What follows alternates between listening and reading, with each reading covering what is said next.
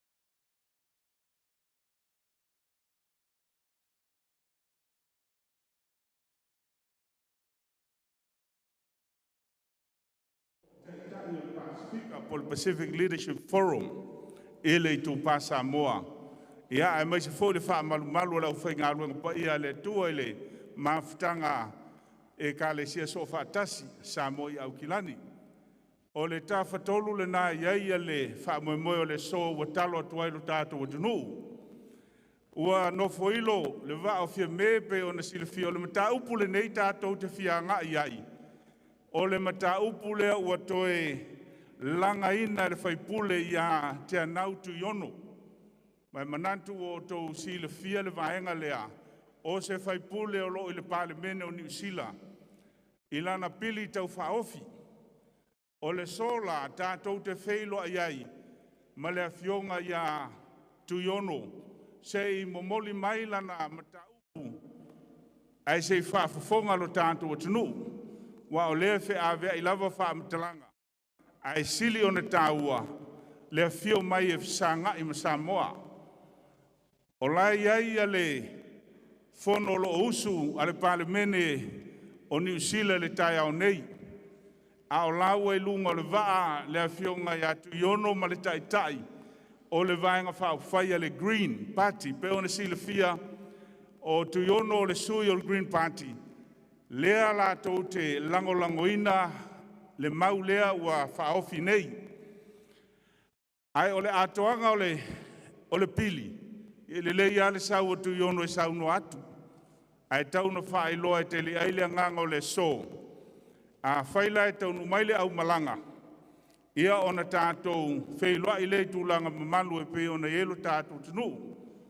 Lea ua fio maile fionga ia patele whara Michael Enderman.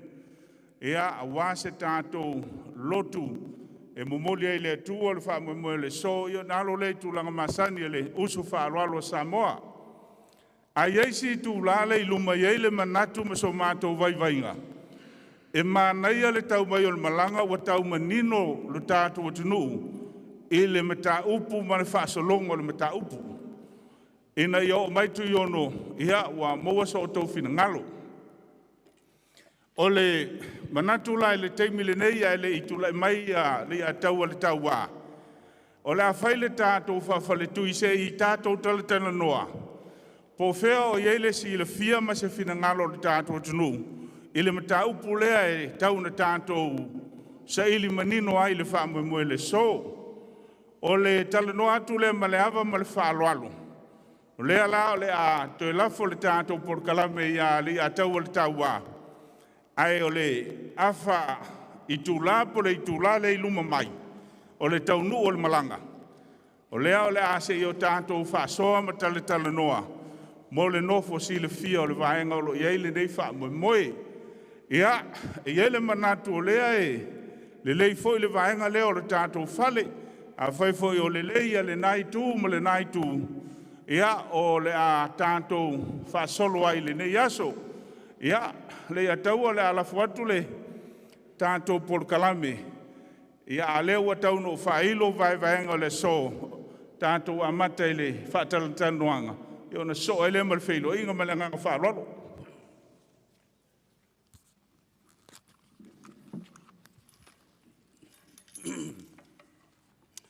Alo whaftai talinga tali ai po lau talinga fo I leo mwenga.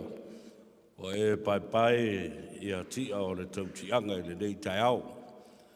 O te tulai ma le nganga whalalo ma le mingao e te tawai. A tulou I le maota o Samoa ma le whale o Samoa I o fo I o le nei aso. A maise o le fio mai o la fionga le tama le malo. La fionga le alo tunu mawhono a whemata. Ia, pe foi le swafa wa le malu, ma le mamea ma la fale na to ese.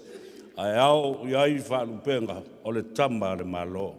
O lono winga wao iai pa ia ma malu iao se yo o yo nei u le so. Aftai fa malo le soifo mduia. Talo fa Samoa ele vava iatu le nei aso. Ile afio bai ma le talabai o au. Fa malo mai I le malulu o le tau o iai New Zealand le nei vai tau.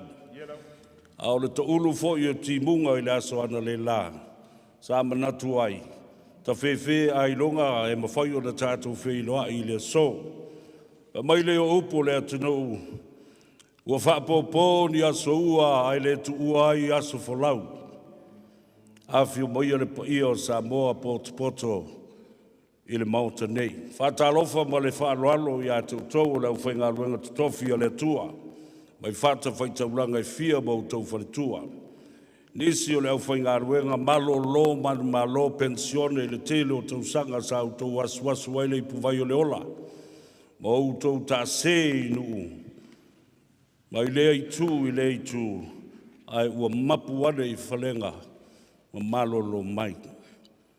Whatalofa I a te oe, pa ia mawalunga Samoa I ona tupu mo nei. O whale upolu tutofi a mai se fo I le saufa inga wā whale tua matausi ma sawao ma au manga o le atunu. Pa ia whasino wā tama ma ainga. Ainga fo I matamba.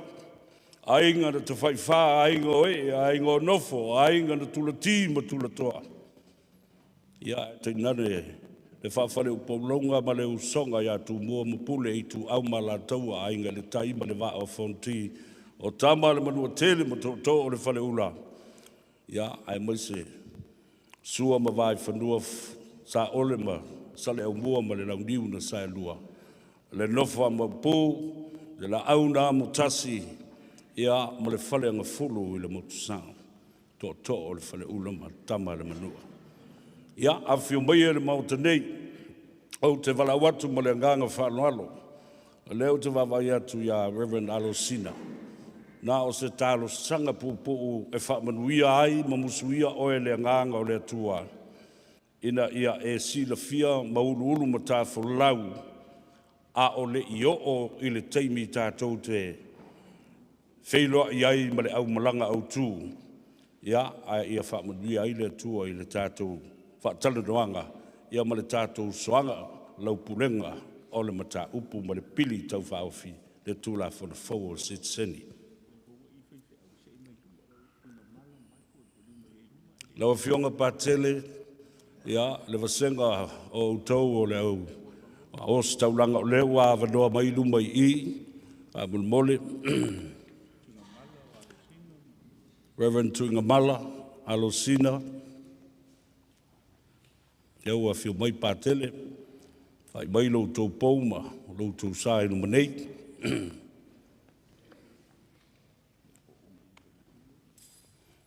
Ia, po lei tūlea, tā ua tele.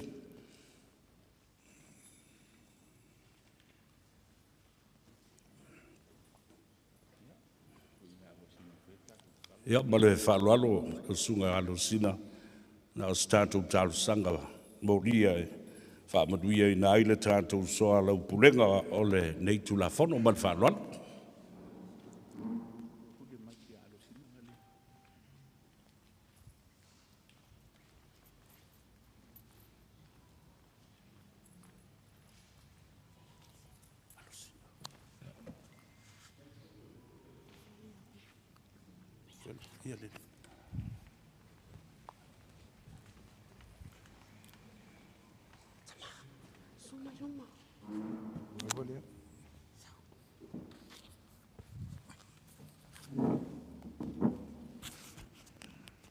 Aptai atu le amna ia le umana ia le no fuanga ia tu samale wala ulia ia la fe statu total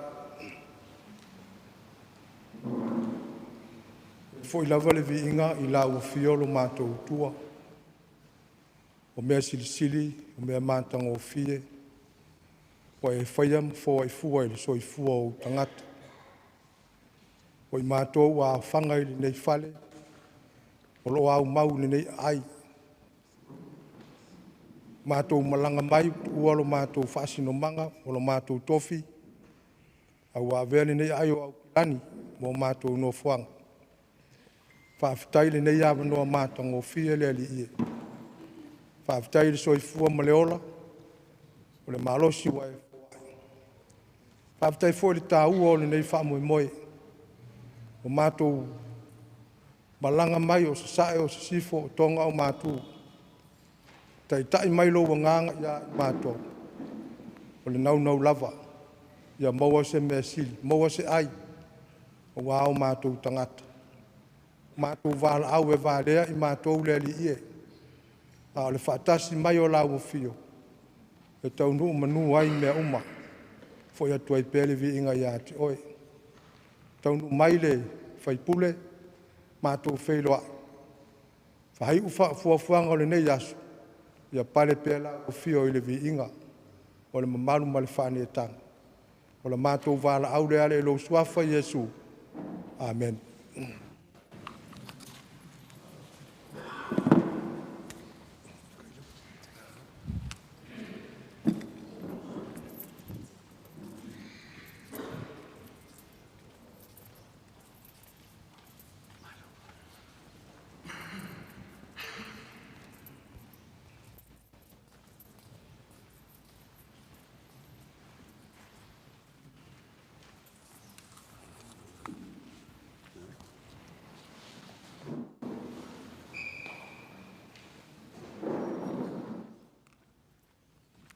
Ja, hallo whaftai lau sugare, whawhengaiga, Reverend Alosina, mo le talosanga o Molia, e tonu fo le wha moe.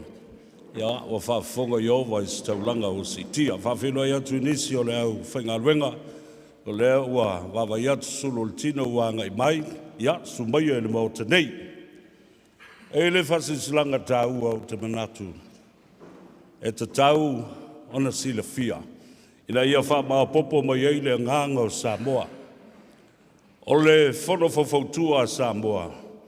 O le vaitele lea e nuti mea ai Samoa. E le ai se wha au pito i se vaenga whai upu whau ti whai upu o le atunu o se pāti whau whai.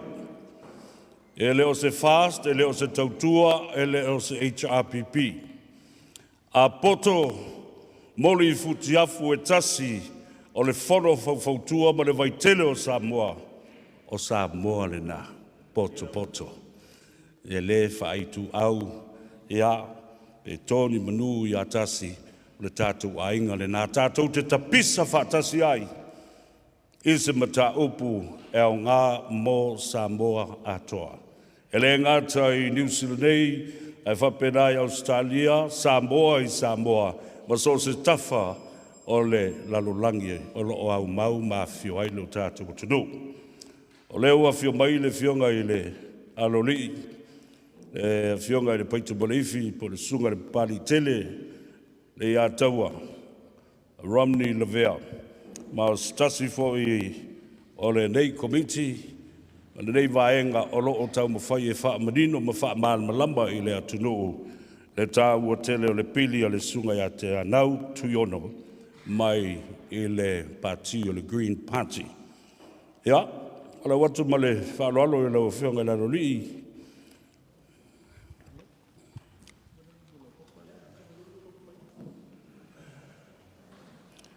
O le silafia e le atunu e le tu tau whailo foi ia le uso nei wātu ona mamalu mō na taurangi. I le silia ma le tolu sifulu tausanga.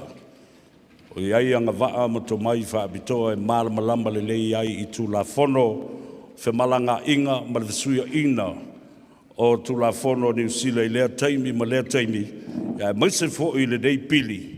Maisi mau tu la fono o lo o a fia ai ma sei tia ai o tātou tangata ona o fe malanga inga New Zealand. Ia, ma le whalalo, ka whino iatu I lau fionga.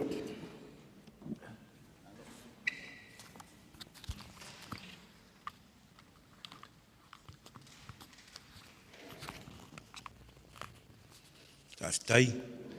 Ia, e leo ia te au se ato atoa, e leo ia te au se anga vaatele, ai o se vaivainga, e mawhai ona tātou whaasoa whaatasi I hai, ai le io o le taimi ei. E malanga mai ei whai pule, ia ona tātou nuti mea whaatasi lea, ai e te tau ona tātou, e sisi whainga o kako mai, ai,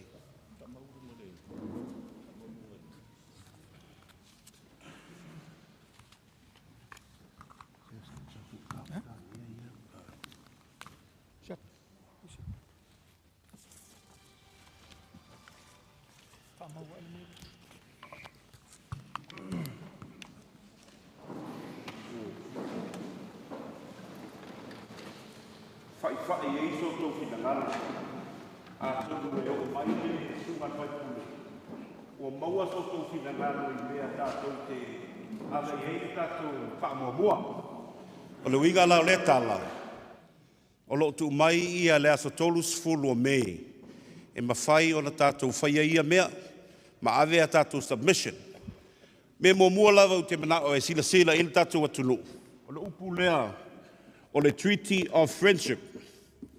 Ia po le whengainga whaalwhainga wō lea Samoa. Ia, ma le atunu o New Zealand.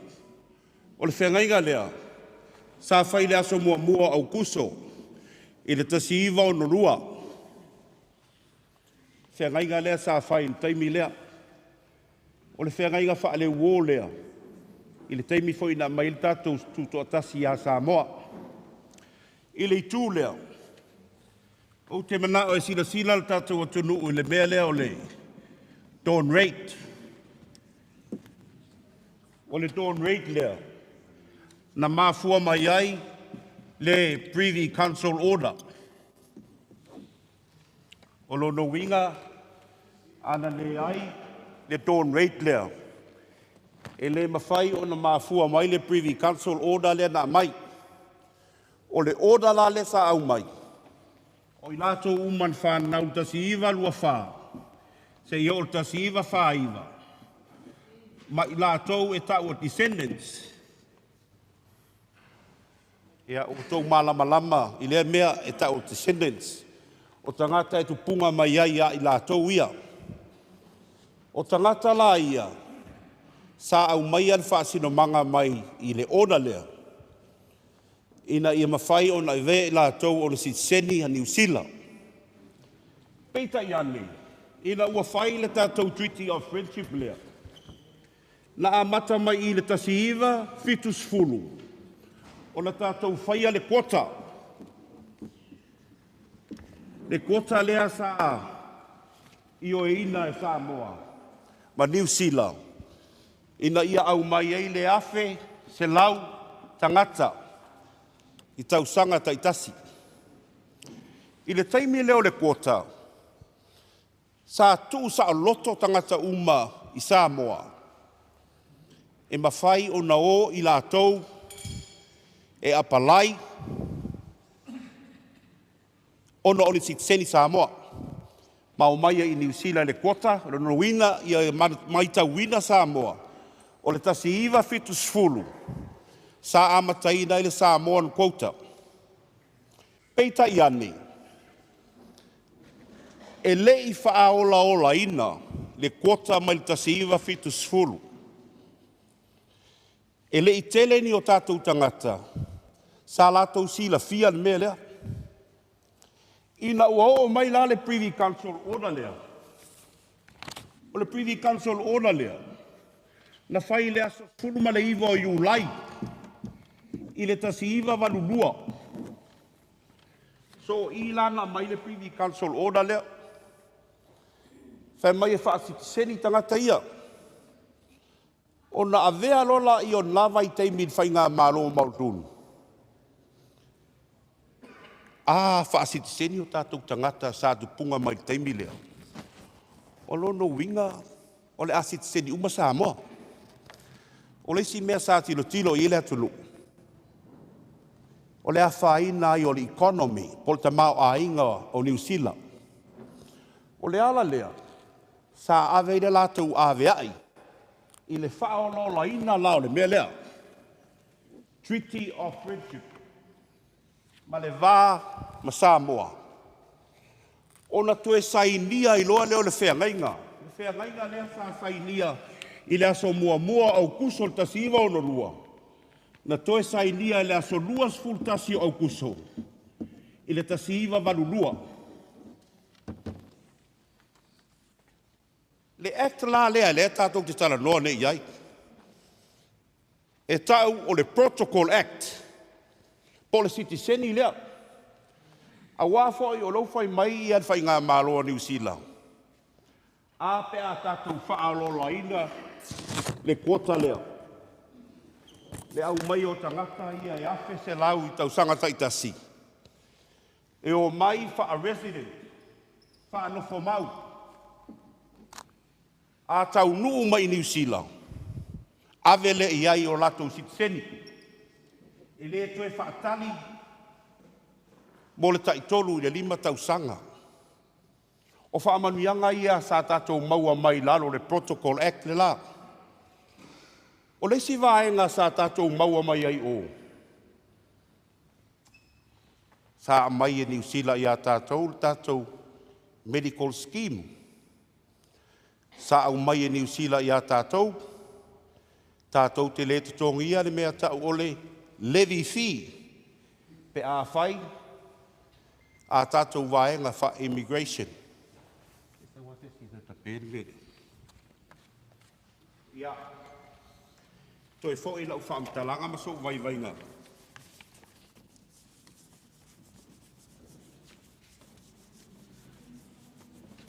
Tau whaamtalanga maso vaivainga.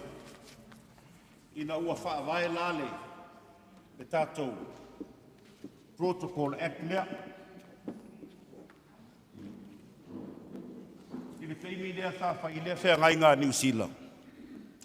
Whai mai, o i lātou umasa i nei New Zealand i lea sos fulwha o se tema i le tasiva valurua.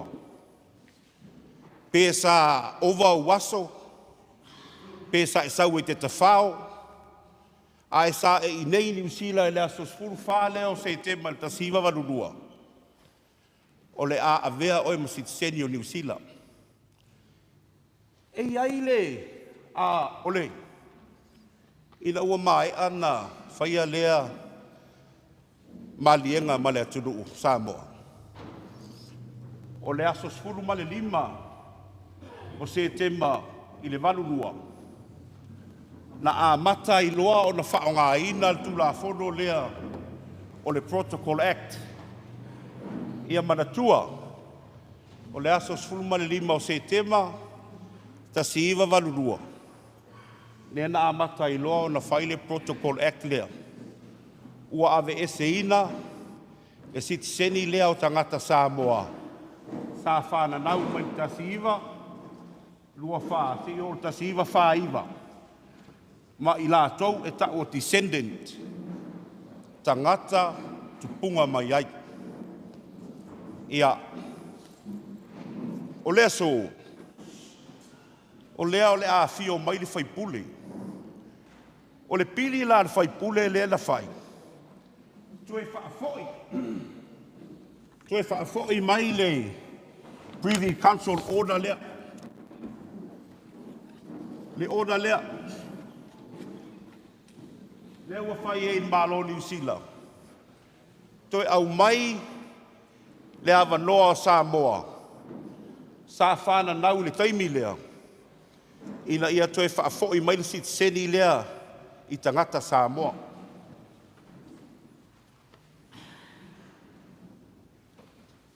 O te lei loko se me le lei mo i tātou pe le ai. I ona tangata. Awa e leo toe to tele se whainu melo tangata sa no nofo bo soifua mai le teimi nei. Ai a tātou mawhau le protocol act lea. Ma wha manu yanga ia tātou te maua foi. But se mua pēr lau whamtalanga e winga i le act lea. Awa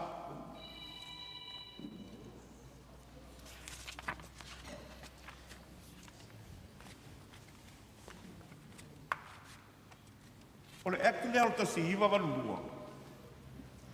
E iai o na puipuinga o loo iai. E te tau o na sila fia e le dato atunu. Awa whawhai mai i a whaisa e i nei le asos fulu ma le whao se te mal tasi iwa walulua.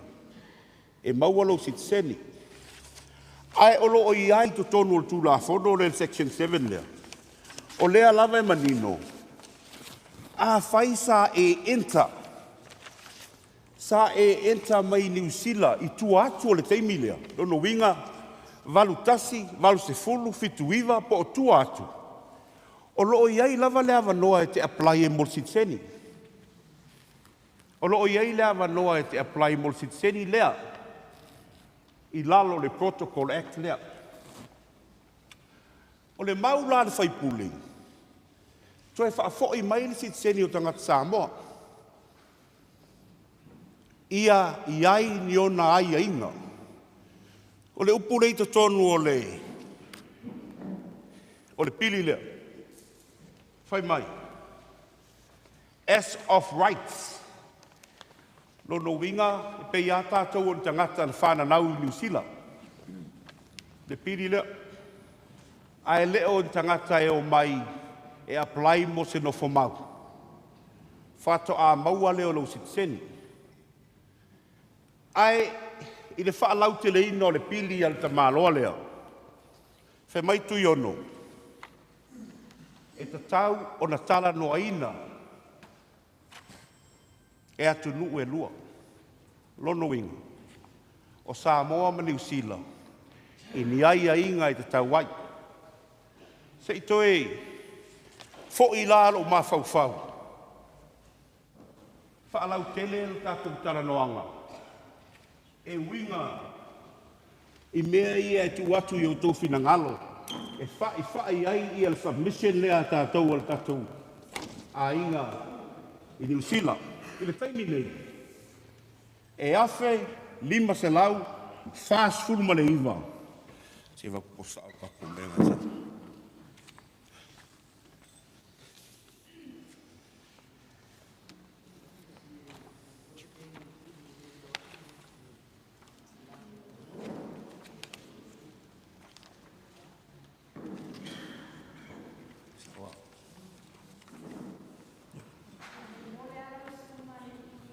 Ja.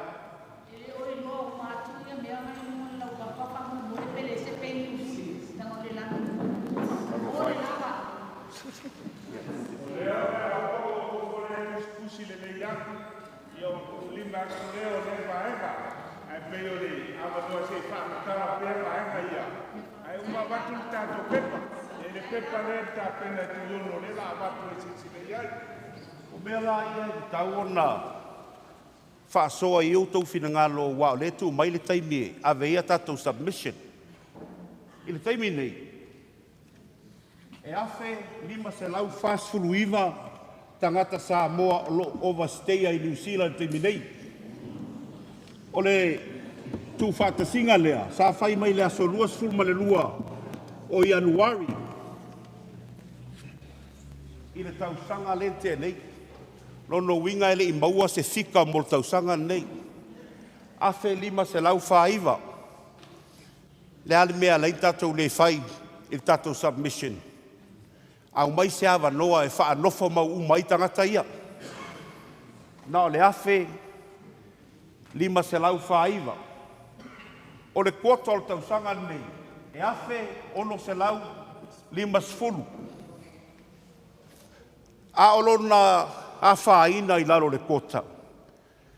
O lo au mai ai I, le job offer. A le ai le job offer. E le mawhai ona e whaataunu ina lau kota. O le fesili Samoa e whaalau tele i o tau finangalo. Ai se ae sau waile tangata Samoa ua se I mai lalo le kota. Ave ese atu. Le pepa whai ngā luenga mai a I lātou o lo maua ngā luenga i New Zealand. La e su e ni a lātou ngā luenga.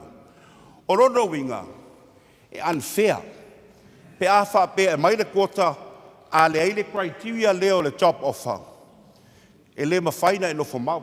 Because nana fo le agreement le sa tātou whai e lalo le Protocol Act. E ta tau na whai ni o tau whingalo. Ave sa tau submission. Ave ese le job offer. Ai ave iai mea ka ole family sponsor, po le resident sponsor. A wafoi. E le sau tangata lea mai Samoa pe whaingaluenga, sau wanu ngofo pe moe o le whaingaluenga. E sau wā toa mai a utou, I o tātou ainga, o na sa ili ai leo lana ngā luenga, mo se I mautu lona ainga. I le kota lea na whaavai le tasi hiwa fitu sfuru.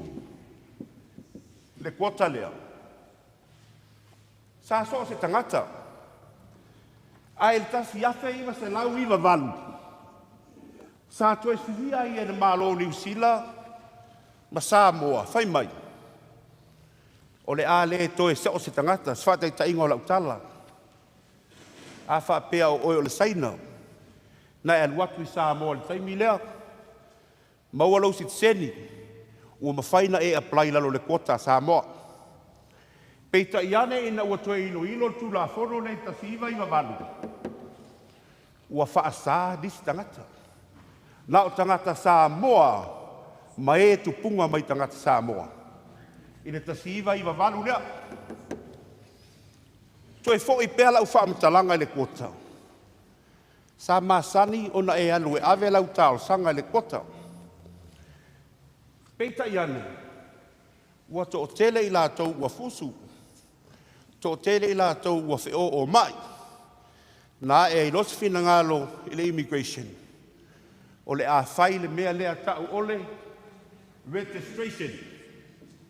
Ua listana lo iswafa. O le lua afe ma le lua la. Na whai ei le mea lea tau ole registration. E te listala I lalo le kota. Ai ai fo ilo na pona. O lona pona I nā le registration lea New Zealand. E le wha maoni mai unfair fo. A wha apea o oe o le tangata e ova waso I New Zealand. E le mawhai o na e listala.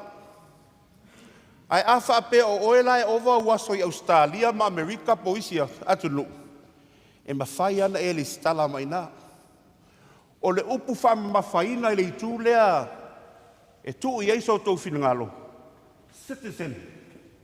Citizen of Samoa. Nono inga. Pe te unlawful I New Zealand po le ato ai ngā mele te iei. E le mawhaina ave se ai o e lava o citizen Samoa. E ta tauna e registered ai lalo le kota. E lua lava e ngā ia leu te tau atua. Ia whau I eiso tau whinangalo I submission. Ave esel pe whai ngā luenga. Ave esel mea lea o le whaelonga lanu pe a whapea unlawful in New Zealand. A wafo I o tātou le iei le whenga inga whale wu. Na o Samoa ma New Zealand. O loo iei le whenga inga lea whale wu. Ina ia mawhai o na toe ilo ilo. O le luafe ma le wha. Luafe ma le wha. Sa toe manatu ai le malo New Zealand. E toe revisit. Toe ilo ilo. Toe wa ai matangai le leili tūla fono lea o le Treaty of Friendship. Po o le leilo na whaatulanga ina, pele ai. O le fesiri tu pito Samoa le teimin nei. What do we get out of getting off the Protocol Act? O le ale mea tātou te maua mai le avesea o le Protocol Act, ai toe whaafoi mai le seni o tātou tangata sa whananau i le tasiva lua whāse o tasiva whaiva. O ani me avese, a o ni ani me whaatu mau. Si, pēr kā vere whamule. O ani me avese, a wafo ni me whaatu mau. I lalo o le sula pono lea ua. Ai ia, e sia hoi tamale. Awai, e iai lama le la mona whape. Whafkai, se whina ngalo ngā e, tō whae a Tuiono. Ia o Tuiono le lalpoa. A mai atu mana pili lea mo lama ina e whamara. Ai le mwhai o le tātou au sia risi vaenga o lo tātou maua le teimine. O lono winga. Ia, e iai o tātou tangata mau ngā tupulanga. Whafo i lau tala, e winga i le pota lea. A whai nei e uma atu le afe, le rafo i le tasiva lua whase o le tasiva whaiva, and their descendants. O te manao e wha mawhaina i o tō whina ngalo. Le upu lea ta o le descendants. Lono winga, o lo uta maa sa whanau, ta siwa whātolu. Lono winga la vea ila uta maa. So so ai lea maa. Whaafewhea la tangata ia i lalo atu au. Ia e iai le tūla whono a New Zealand. Nai lalo le Section 7, ma le Section 9. O le Citizenship Act. E le lei. Lo tātou toe fo i ai. E toe whai tau ia le vaenga na. Ia, e ui lea. O loua tau umai whai ngā malanga. E tā ua mea iau te whai atua. E whai ei so tau whina ngalo. I submissions hi e to toe, ma le taimi. Lukongu mai. Samoa tau e se taimi mulmuriane. Turai le whainga malanga mamalu. Ia ona toi fo mai leo le alori e wha uma i ana na presentation. Mare rama wha rana. Aftai. Ai. Hei lap.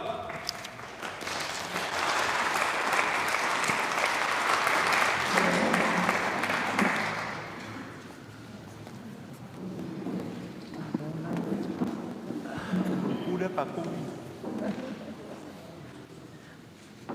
Ia, whamalo whawtailo whionga daro li. Pali tele lei a tau a poita balifi. Ia e le tau whala e ia rau whionga i lau tautua i le atunu o loa.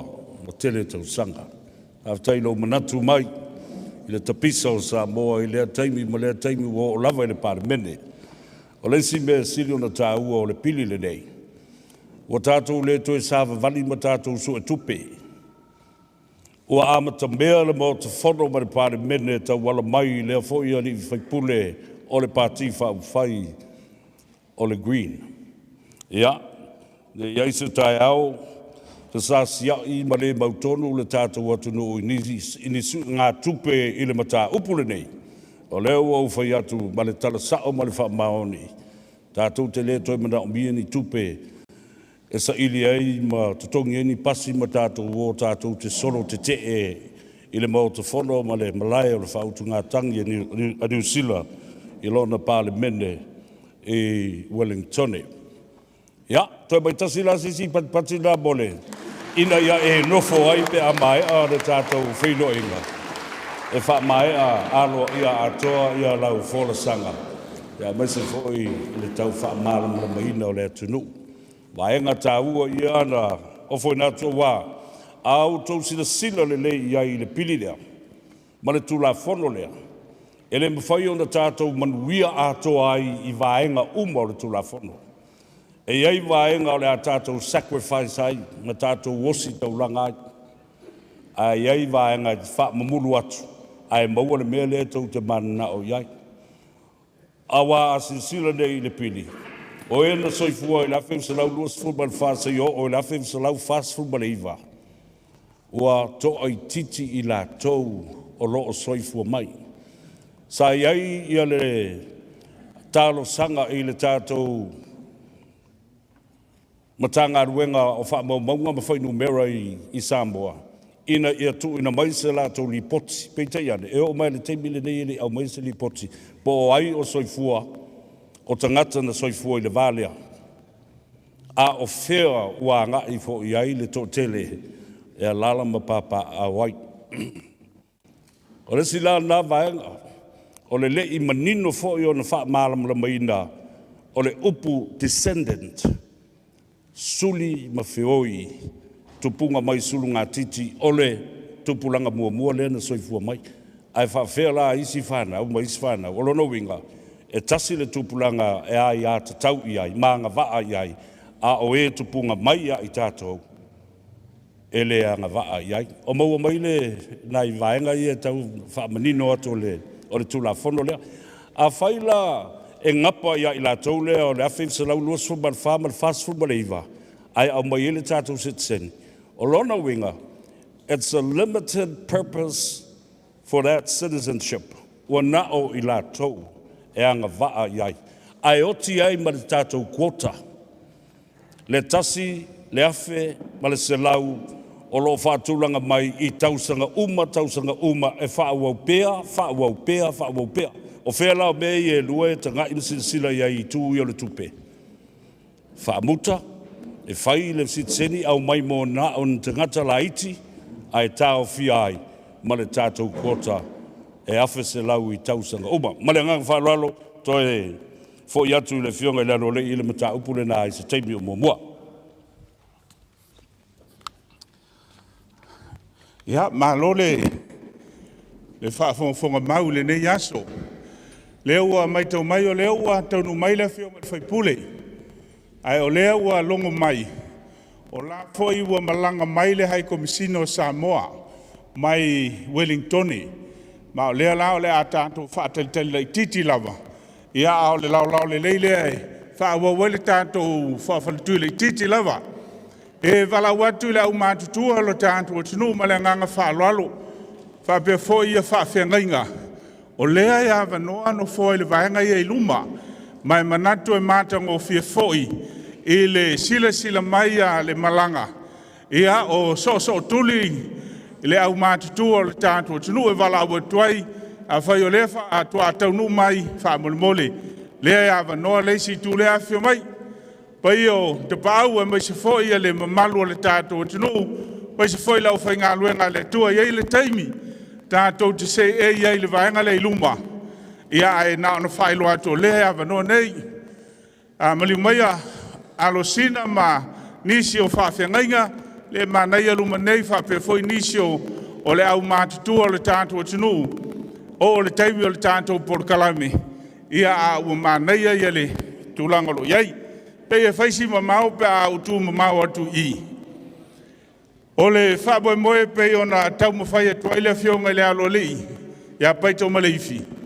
Ina ia tau wha mata le tala. Le nei mata upu e sa ili ei sau fina ngalo. Ai le ia whio mai le tātou malo wha pitoa. O le awa noa la tātou te wha le ai ma tātou tala noa. Iei nisi o wha mtalanga lea sa whia maua. E le pepa lai a mai atu iono e tali uma ia vaenga nā. Ai o le avanole nei ia, e wha malulu atu no lea ua tūlai i tūlanga e whawhaingofi e le tātou whaasoa. A fia au mai sana fesili, pe fia au mai foi sana whautuanga le nei fuafuanga. O le tūlanga le ua ia le mata upu, pe o na sila fia. O lea wai te tonu le pāle mene o New Zealand. Mai pei foi ono o tau iloa mai tau mai. O le tausanga lua afe ma le lua. Sa alu ele mau le sitiseni. Nisi o tau le mai mantua le taimi lea. Sa avele maul si tsenil mata upule nei ele foula le to langa ino le mata upule nei. Pe tai o mauta fa ofi pe o le tato petition. Sa antala no ina ele so a committee ai le ai ama se mea na fai ye se fai ngā malo sa tula mai. Ai o le fa mo la o Tuiono ilana va ai le tau o le mata upu nei mo Samoa ula vo se tamali I Rarotonga. Lea sa ia ave ai le mata upu o ia na ave le mata upu ile se I foi le al parliament ta o le members bill. A se I mai la la mata upu e manuia o na fatala no le al parliament. Ia e tele la ia pili po mata upu sa ave tutonu. Ai se I mai ai manuia le fa mo le ta uailo suafa ma o le Samoa. Ona fa solo lo lea o le fatala no ina tutonu le parliament. Ina ia fai ai ia felaflofo inga ma palota pe pasia ia le tola ulaunga momua le na no to fa manatu wa vaenga ia a fai sa to fa fonga e le vaenga sa ia le parliament na lango ina le Green Party wa la to ia le lango ina le matau pule nei lango ina le Labour Party le matau pule nei lango ina ele te pati Maori po le pati le Maori. Ai sile fia foio I la toule o leile tu fo le lo angai al malo. Ele o lava le la to palota. Tu fatas. E pasi ai ele pili lea. E ye fo la le tato fa fitai e tauna ave ya va vasa manaia. Ma le New Zealand first. Ona na apa mai lango le pili lea. E fa pena fo ile ek party tamale o Samoa na lango le pili lea pau lava party ele lango o le National Party wa vatu be ia taua ina manino ai o I le sa sauma ia le tato fa moe ile tola longa momua a o le la wa sauni atu mo le tola longa lona lua o le tola longa lona lua la e mo mi ai ni fina ngalo o New Zealand ma Samoa le a fia le matau. Pe lango ina le pili a Tuiono. Pe le ai. O le o ngā samile nā le la wa tātou iai le teimile nei. Mai o ina foi lai tā welo fina ngalo. A wā a fai a e fofola atu le wha mamoe Tuiono tātou te lango. E la le tātou ngā luenga fai. E iai submissions po pepa e whatumu. E ave le parliament e Feiloai tātou te lango. Ai e mauti no foi e New Zealand. O la fai foi la tau pepa te e le tātou mta upu. Ia o I la ia le whaasoa pēa uma le so. O lo iei foi tā penanga anisi e pei o le maua si seni o lo taitai ei anai. Ia manisi o tamari o le tunu. O le lātou foi lea pese pei o le tātou wha moe le so. Ina ia o tātou tangata e o fai submissions. Iei foi tā penanga lo iei Wellington e manatu foi wha pena Christchurch o Dunedin. Ai e fai wa ese le so. Langa o lea wa fio mai le tangata e ona le pili se tātou fisil fai. O le tāua la le nā o le awanoa le iei se taimia fio mai Tuiono. Se i o tātou wha longo tonu lava. O fea iai le anganga o le pili lea. A o lea de saunoa ia le aloli ia paito maleifi. I vaenga na tula I mai ai, fesui e ingo tula fono, ma ave se ai lo tātou sitiseni o tangata Samoa. Ia manifetu na inga whaavau malo, e tau whaamalie ai tātou, o wau le mea moni. Ana le ave sea, e sitiseni Samoa, ma tātou teimile nei. O le ala le o ngā le nā mea pean whape o laisi tsensi uma. E le tau whai ani visa e o mai ai. Ia ia la tau e fia nonofo I Samoa, a uisi e fia nonofo I nei. O lono winga o tātou tua asinsina maua la tau pensiona uma tu sape nofo I Samoa. Ia o nisi vaenga o fisoa soani ani usila. Le maua tātou sitsen. Manu lai maua uma. Peitai ina ua ave sea. Ia le tūlanga le tūla fono le sa whātū. I le valulua o ina lana ngata ina o lantou o lea sa ina inu sila. Ai ua le mawhai lantou I Samoa. O le pili la, whamele pili, ave ese le natu la whonu na whai inu sila. O na iele manatu o Tuiono sana saunuanga. Ia e lea lofa le nā pili pe le whea le mea na whai ei ia Samoa. Ua ave ese ai lea ia Samoa by right e citizen iai. Ia o le talano atu le tauna toi wha manino le tātou whasoa, whawhaletui lea. Ia o mai Tuiono, ia ua maua se whinangalo tātou. No, a tele fia whaisau saunoanga le mata upu lea. Ia, te tala atu le tātou avanoa, lesis furu 5 minute tāua. Ia, maua le avanoa. O loo sa ili po feo iei whinangalo le tātou tunu. Ia, o lea whaua taunu mai le TV, wane poe le tātou whamoimoe. Ma nei a nisi au le lei whapiko mai lumai. A iei ki koe inga au le lei inga.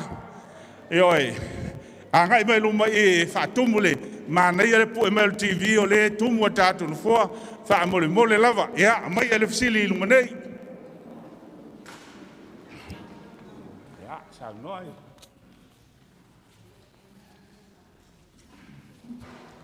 Sulo sa mawhainga o le aso. Lea ua maruta wee e pa ia mawalunga i le maota o Samoa. O te momoli lea nganga whaftai lea pionga taitai o le tai au. Ai maise o sa mawhainga o le pa ia o le laulau. E po ia fio le pionga ia pātele. Ai maise o le pa ia lasi o Samoa. O au na pa ia le atua. Ma whale tua. Tulou. Wa o tūlai o au o le sina a whamasanga. Tai mālie o te malanga mai I vai a lua I no whaali'i. Ma whasto tai. O au o se tina.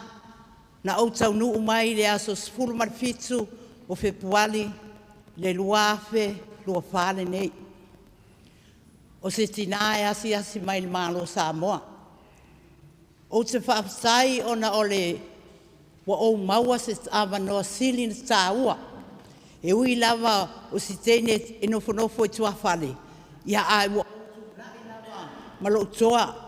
E ala na toa le loto. Ona o leo wa fio mai pa ia mawalunga o Samoa. Samoa tā lofa lava amu ia o tōu. Amu ia o tōu lea tō te maua le avanoa I se tono le nei atunu. O te tūlai malo wanganga whaaloalo. O au na o lo waso na o soifua mai ai o le tasiva ni matasi.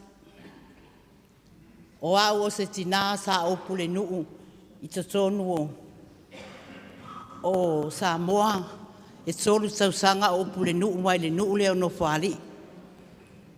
Na o awai tūlanga whapenei mea tau tūlafono I ai mai se fo tato malo Samoa. Ia. O silo matua e ui ai na leiloa, tusi ma leiloa nanu ma leiloa whaitau tusi. A orsa mao a inga o le nofo I tua whale. O na saua I lo le ilo maa whale tulou. O le tūlanga I le sitiseni wa o maa ua atu. Ina ne itei wa se lau whaitau. A o le tūlanga lea o te tau maa ua tulou o lo ngutu ma le afi. Pei e tau au mai le tulafono ma whapetaia I la tōu na langolangoina Samoa, whapetai. O aua o masani le mele o tusi ingoa I tono nuu. O to tono o loo lava o te tautala I loo nuu o no whaali'i. E le to e ato se fitus fulu nta ngasa e whanau mai le lufu wha I le whaiva. Ua le ai lea. Te masaro pe nare toa lua se fulu pe a ni tangata. Teimi sa matou o ai whainga nuenga lea. O te tautala la mara o whaloano.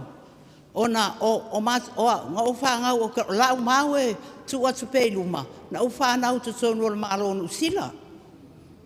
Tangasa mātou nei no nofo mai o. O le mea le matou te whaiwa o te masalo au te sau whai ale visa ma tau sau tau atu nuu. Ia a whai aku fo I o isi kaimi o le ai a whape nā lava. O le mawhai a mātou. O le tūlanga le ai a ia la so ia fa pe mai o mai nei citizen pe ia te tau maua e tau wha au me lea. Ona o le tūlanga iai, o tangata ia lena maa Roma, mai le kuonta, mai nei sa i New Zealand. Ia ailanga apalai lo leo me ka o sikiseng ka ilo i o sise. Ia le lai sitiseni a maa koula vai e ngongo foi o ma ka umwhai mai. Le se avanoa, e le se avanoa. Na o nei le valu lima e whai akule, kula fongo le a matun pa mai. O le a o mai maa kou i le kasiva valu iwa. E le ingi visa a. Nga leo mai ai kurioso va lele mau mai na mau ai lale ia na vaenga na mai e taimile na ia ai le mau ai ama ko ia e o mar se mine ia o som faila vai fai o le vaenga la pe fa o mi fa masalanga o sta fa mala mala mai na lo ulangona o te le fia tale le mele kulo wa i tangata i Samoa fa ptai Samoa o so alala inema ai o te tau ave se ale upule sitiseni wa o tau ia le no fo mau a no fo mau lo ia o kongi sila mau ia o matou le o mai ia o ka mole ia pe aku kuku mai nga iluma na ko sitiseni a kuku mai nga iluma yo kuku mai ia la vele ole tasiva o no lua e te tau o na ngata ina tangata sikisengi kongol malongu sila ha ma kongo makufanga malongu sila elengi makua pangoa ia malenga nga fa ola wa mo na fa tai mo la bano na lo fa taile sau no lo tantu tina malanga mai Samoa a e yo e mai ane yo la o fa yo lo sikisengi la so le nei fa pa ia tu nga malama fara Michael ai le i avatu ia le tato Michael le si 2 minute moa ina ia mawhaia o na whaaso moa se manino o le anganga o le pili e pei o na tau mawhai mai ai pei au na tau whai wha to e wha fo i mai le mea na to ia Samoa easy as that o le mea na to ia Samoa i le watu fua pu lea Samoa i ona whanua ele yo mai tātou soli ingei ngā waku New Zealand pu lea fua Samoa ia whapopo si amani ona iei lea o tūlanga whono Peletania lea lai whapea mai ai o i lātou umana whana nau le teimi lea e mou o tau sitiseni langa o lea sai lalo le pulenga a New Zealand ai o mai le valu wha sila ina ua manu malole ia le whaamisinonga foi lea a le whalitua ia oi foi le swafa le sa Yoi. Na ona malo afe mai le Privy Council. O Samoa uma lefe mai o tau New Zealand le taimile o tone rate e overstaya. E le sao. O tangata New Zealand. Wa inana mafua ai o na ave le whaamisinonga. O le aki poki whare mai le sa. Ave lo le tula fono na o ai le whaamisinonga mawalunga. A New Zealand o le Privy Council e Peltania. Saule iunga. E se le mea le la whai o tau New Zealand o le ki poki o kangaka. A o tangata sa whana nau le teimi lea o pūlea New Zealand ma Peltania. O tangata sitseni. Lea lana tupu ai le toa. Ina ua whaatope. Tope lo e maldun ma le whai ngā malo. Le tūla whono le ta o le citizenship o le Western Samoa Act. Ua whailo le tūla whono. E tau fia ai le oko meki o siksengi. Au whai mai na o la tau a lei nei le teimi ale nei. A o isi uma ia lai sa mo pe o oetina. Misi a koa. Lea la wa tātou to e Feiloai i New Zealand. O le nganga le nā le mamalu lea. To e la langa le mata upu le langa e le i whaia i se nganga le lei i New Zealand. O le mea na tō mai a Samoa ono le pūlea e New Zealand mo Peletania. A le awala whaatino ai. Lea la e tau Teanau Tuiono. E tau mo whai e to e whai leisi tū la whono. Pe a lango i ele pare mene. E toi ave se el tu la fono le anga le sa fai. Ai o le soa ia. Ua e o lo malopa e mana o loa e vatu anelo si seni. Ia, le la vatu ia le fsili o. Ia. Moli mai le le sisi mai moli mai fa mole. Le le foi mol sisi mai o tato. A fia fa malo lu atu i malo le watu o no le. Fa fa ingo fia ole. Fa pe foi la fia mai apatele. Ya. Ya taule swafa ma mai lo fina ngalo. Ya wa fafka ye ku kusamale ni kuaso. Okay. Moli foi le nganga fafkai. E o kai le fongo foko kua. Al ka ko malo Samoa. A wale ka fa ma po ingo le ngai pol kalame. A me se foi ole fongo sunga ye li fa fengainga. A wale ka fa ma pongo le ngai me ka ua I kongo o ka ko wa kongo Samoa. Fa vai lolo le au fainga le pa ia le kua. Ai o mangaku malangonga. E fau ai se mea malos. E fau ai se mea ka ua. Au ar fa moe moe. O le kako malo Samoa. O le sikseng. Ai o ngai vesili o lo ku mai. Pe a kako manga o fai sikseng. E ongo a fa inga ai le kuaka lea. Afe se lau ongo sfulu. Ai a fai e kalia sikseng. O lo mangaku. O umakua na soifua mai kausanga ia. O ki makwa kalia ma lango inga le wha moe moe. O ngā ringei lei kū. A o mangaku li kaime o pūlea Samoa e perekangia ma New Zealand. Ka lofa I kupu makamari o Samoa. Wa lango mau mai kia. O ngā o le whasio ngaka au li lei. E ka kau o ngā koe whafo I mai li siksengi a Samoa. A o mangaku foi. Ngai vai kau ma li kako ngofo I sila. O lo kau la mua lava e kale sia Samoa. A wale lang aku li malo e pei fo I o le COVID-19. Ma li kau wha mau ponga o ia vaenga inga ia soo. Ma soo kia ai I sila. I le wha le ia o soifua o kangaka. Se ia o mai lava ngai vai kaimi. O lo kele le kako wako nuu Samoa. O lo whai ngā luenga I kongo New Zealand. Ma whai ko sao le malo a wale fa le ia o le malo New Zealand. O mako mangaku le. Mako ke lango inga le fa moe moe. Mako ke makua lango inga ia ko mau mo le ka ko siseng. E ka ua mo alo mo fa ngau. Ia mai se foi o mako pe ngo fe.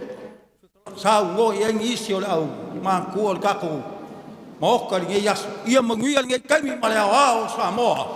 Fai mau fia le ia Se watu ale fisili lea fa bulbole. O fea le fio anga I Samoa e fio mai ai. Ia, wao ke sau mai ngu safuni. Safune. O le asa mai tau. E fia ngi safune o lo o totoe le soifua lea wa afua iai. Lo no winga po le fitu lima anga I lunga. Le matua. E fia nisi o totoe I le fio anga. Ia, o ke loa I po ke le a. E maua se lua se fulu pe o no fuali. E maua leo vai ngala ma walunga le sawa. E a whaftai tele. O le nganga lea Samoa. O se tato luas fulu minute le tutoea le tau nule malanga. Le leile tato wangai ma maua lau whafonga au malama lama le mta upu. O vaenga taua ia sa au mai ele tamalea mai safuni. O ifo I o le whaololo ma au ele tātou taupu. Tātou te leo mana o fo I lea e tapisa ma songa whapeangi sila a mai, ko mai, e ai. A leo wa saunoa, New Zealand, ua ova le fase fulu tausanga talu na avese. E le o le taimi e lea e toe va ai ai, ua sui tupulanga, sui tausanga. Ai a lesis au ngale o Samoa le nei sauno iai alo mo whanau le tautuaino New Zealand ma lo tātou watunu o ngā luenga o tālonga o pisi nisi o e kale sia lo lātou sau wau ale palemene e le wa te tau e New Zealand o na toi sila pe o le nganga le nā lea e tātou te tau mwhai o le toe tui ma te talo ia New Zealand se pe ia wa te tau o na toe whaatino ia le moni o le tātou paanga le iai. Toi maili si tsen, e leo toi tō tele. Ona ole pili le ave, mo la tau na soifua le teimi lea. Lea la sa unole sina pe na se to alua se fulu. Lai to toe ono fuali. Ia le fua tarai le tau lau niu. Masalo se ono se fulu. A tufa ta se ol fai taula ai longa ua e toe maua se lima afi. E le to tele. Ai ia New Zealand ia faile mea sao. Pe o le nganga le nao tātou tau sanga. Ia le tina le sa si mua mele lima i. O ia, lima lo nunga nei. Ia, maua lau, 2 minute, o na wha solo atu le, o Malaysi tu lea, wha mole umailoa. Tai mo lava noa, ia. Na ua mai atu mato whatalo, whaise o vaenga ia, toa lua. Ia ola o fesili, o si o tua ngane lea Samoa, on his behalf lea, lai na o fesili atu. O leo o whalongo atu nele wha maamalmanga, a si tua ngane lea sailu mai o. O le a na tangata soifua mai le tasiva lua wha. I le tasiva wha iwa. Tangata i pua mai. Ai o lau fesidi, wa mali liu ma o mātua o lo tama o le lua wha. A o lo tina. O le lua wha fo. O le winga la o lau fesidi. Pel e ta tau lava na tau lia pea wha nau nai mātua nei. Wa no moe mai tia sa. Ile pili, tu salava ko wa mari liu. A te tau na o mai ia la tau suli. O na o la tau lea o lo soifua mai pea. O la tau wha aua ua foi ia tūlanga wha pea o na citizen iai. Na le tam whai ale nei pili. O le lua o la o fesili. Pe o le ale meo la atatou pe o la afulisia lo tato manatu tato kota. Pe o la afia la le tato kota. Pe a wha pea tau te o pe e langa le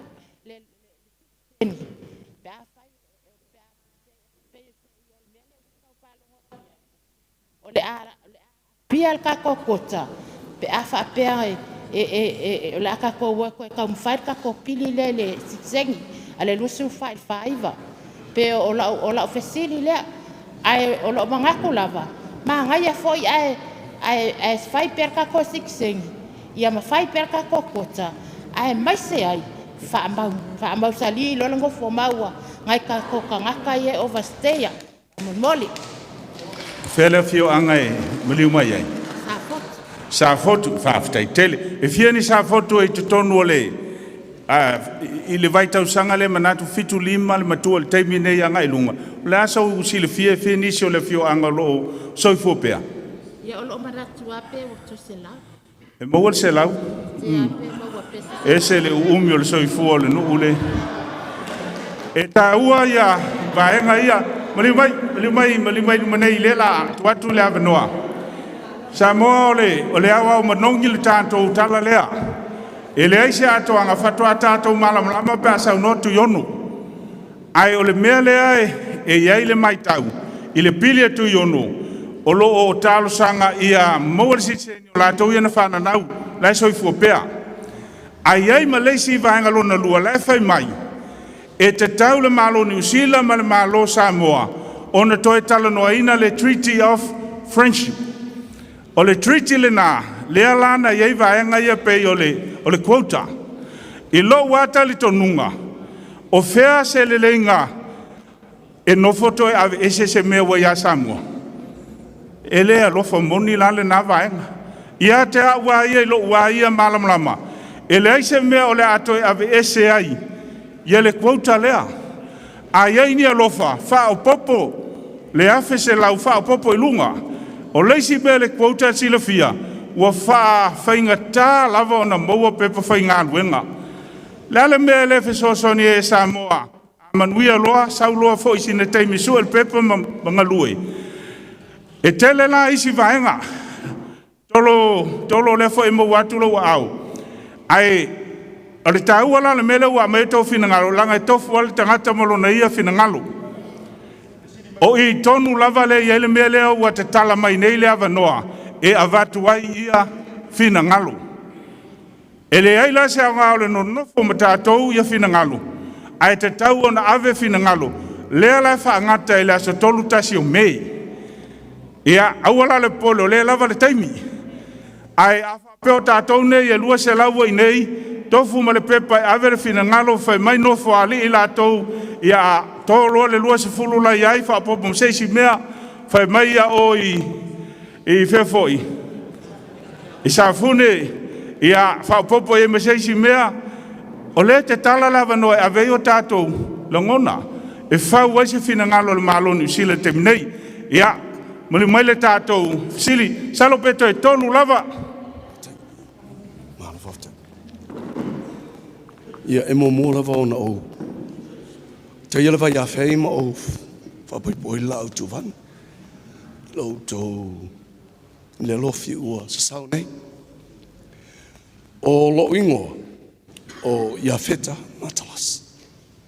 O te sau mai i Wellington. O umatua i Samoa. O lo tina ole ne iafu a vau. O lo tama ole palauli bai moso. Na whai lo ainga i Samoa mai sa tele ina o tautua ina le to whail matua, le tui atua i tafua, i sale a mua. Ola o au mau nei Wellington, ua whae aina au i se suafa o lo aing. Ai peta i lo tau pa ia ma lo tau malu Samoa. E le mawhai ona oa. E iai taimi o te alua i lunga o le social media. Mai o te matua whae tete. O te matua whae tete. E tatala mea sina lo ainga. Ina ne i e lei lava le upua ma i a te au.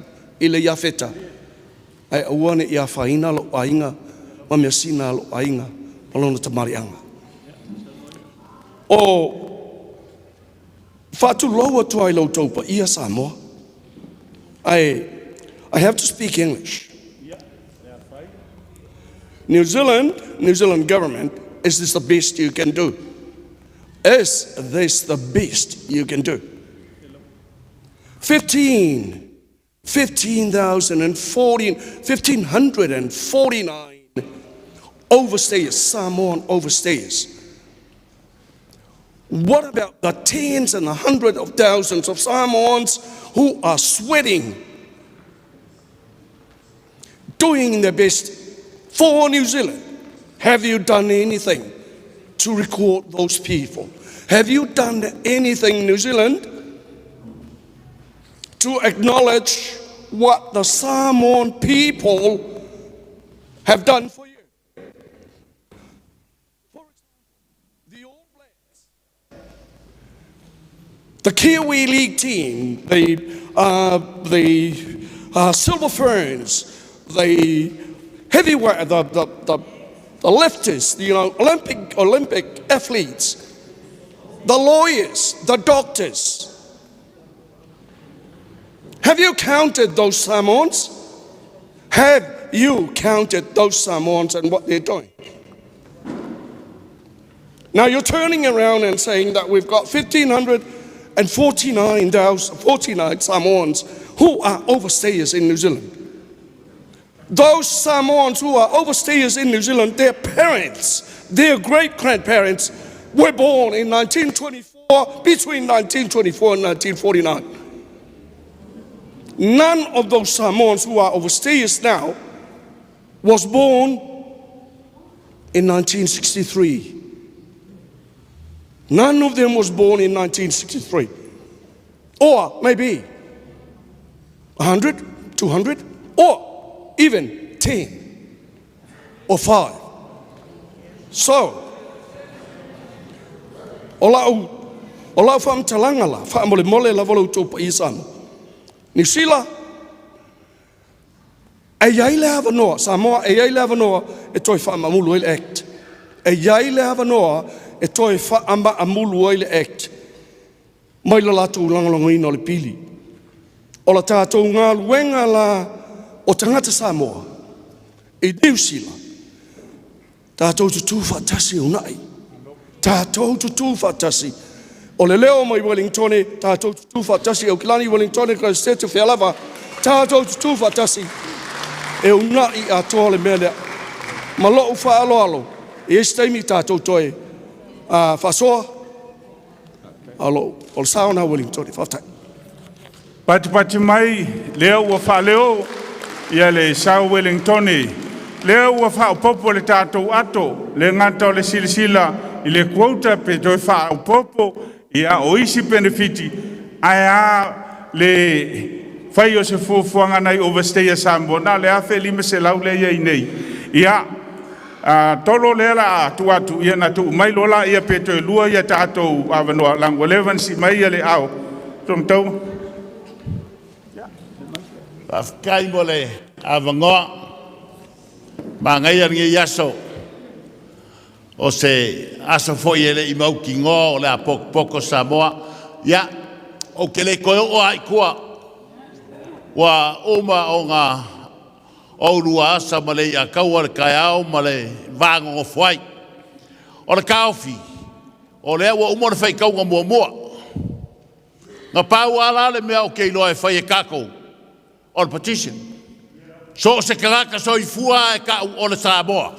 Po sa uo. Kako uo pogi. E lea ia se si mea e ma fai ngari li wai o le kako lango whakasi o nela anu fai kau ngorongorua. A kako kuku whakasi e manguia. A kako whewhuri kuai. Ai paupau. Kulau a le ganganga. Ai o le whamalosi lava ia.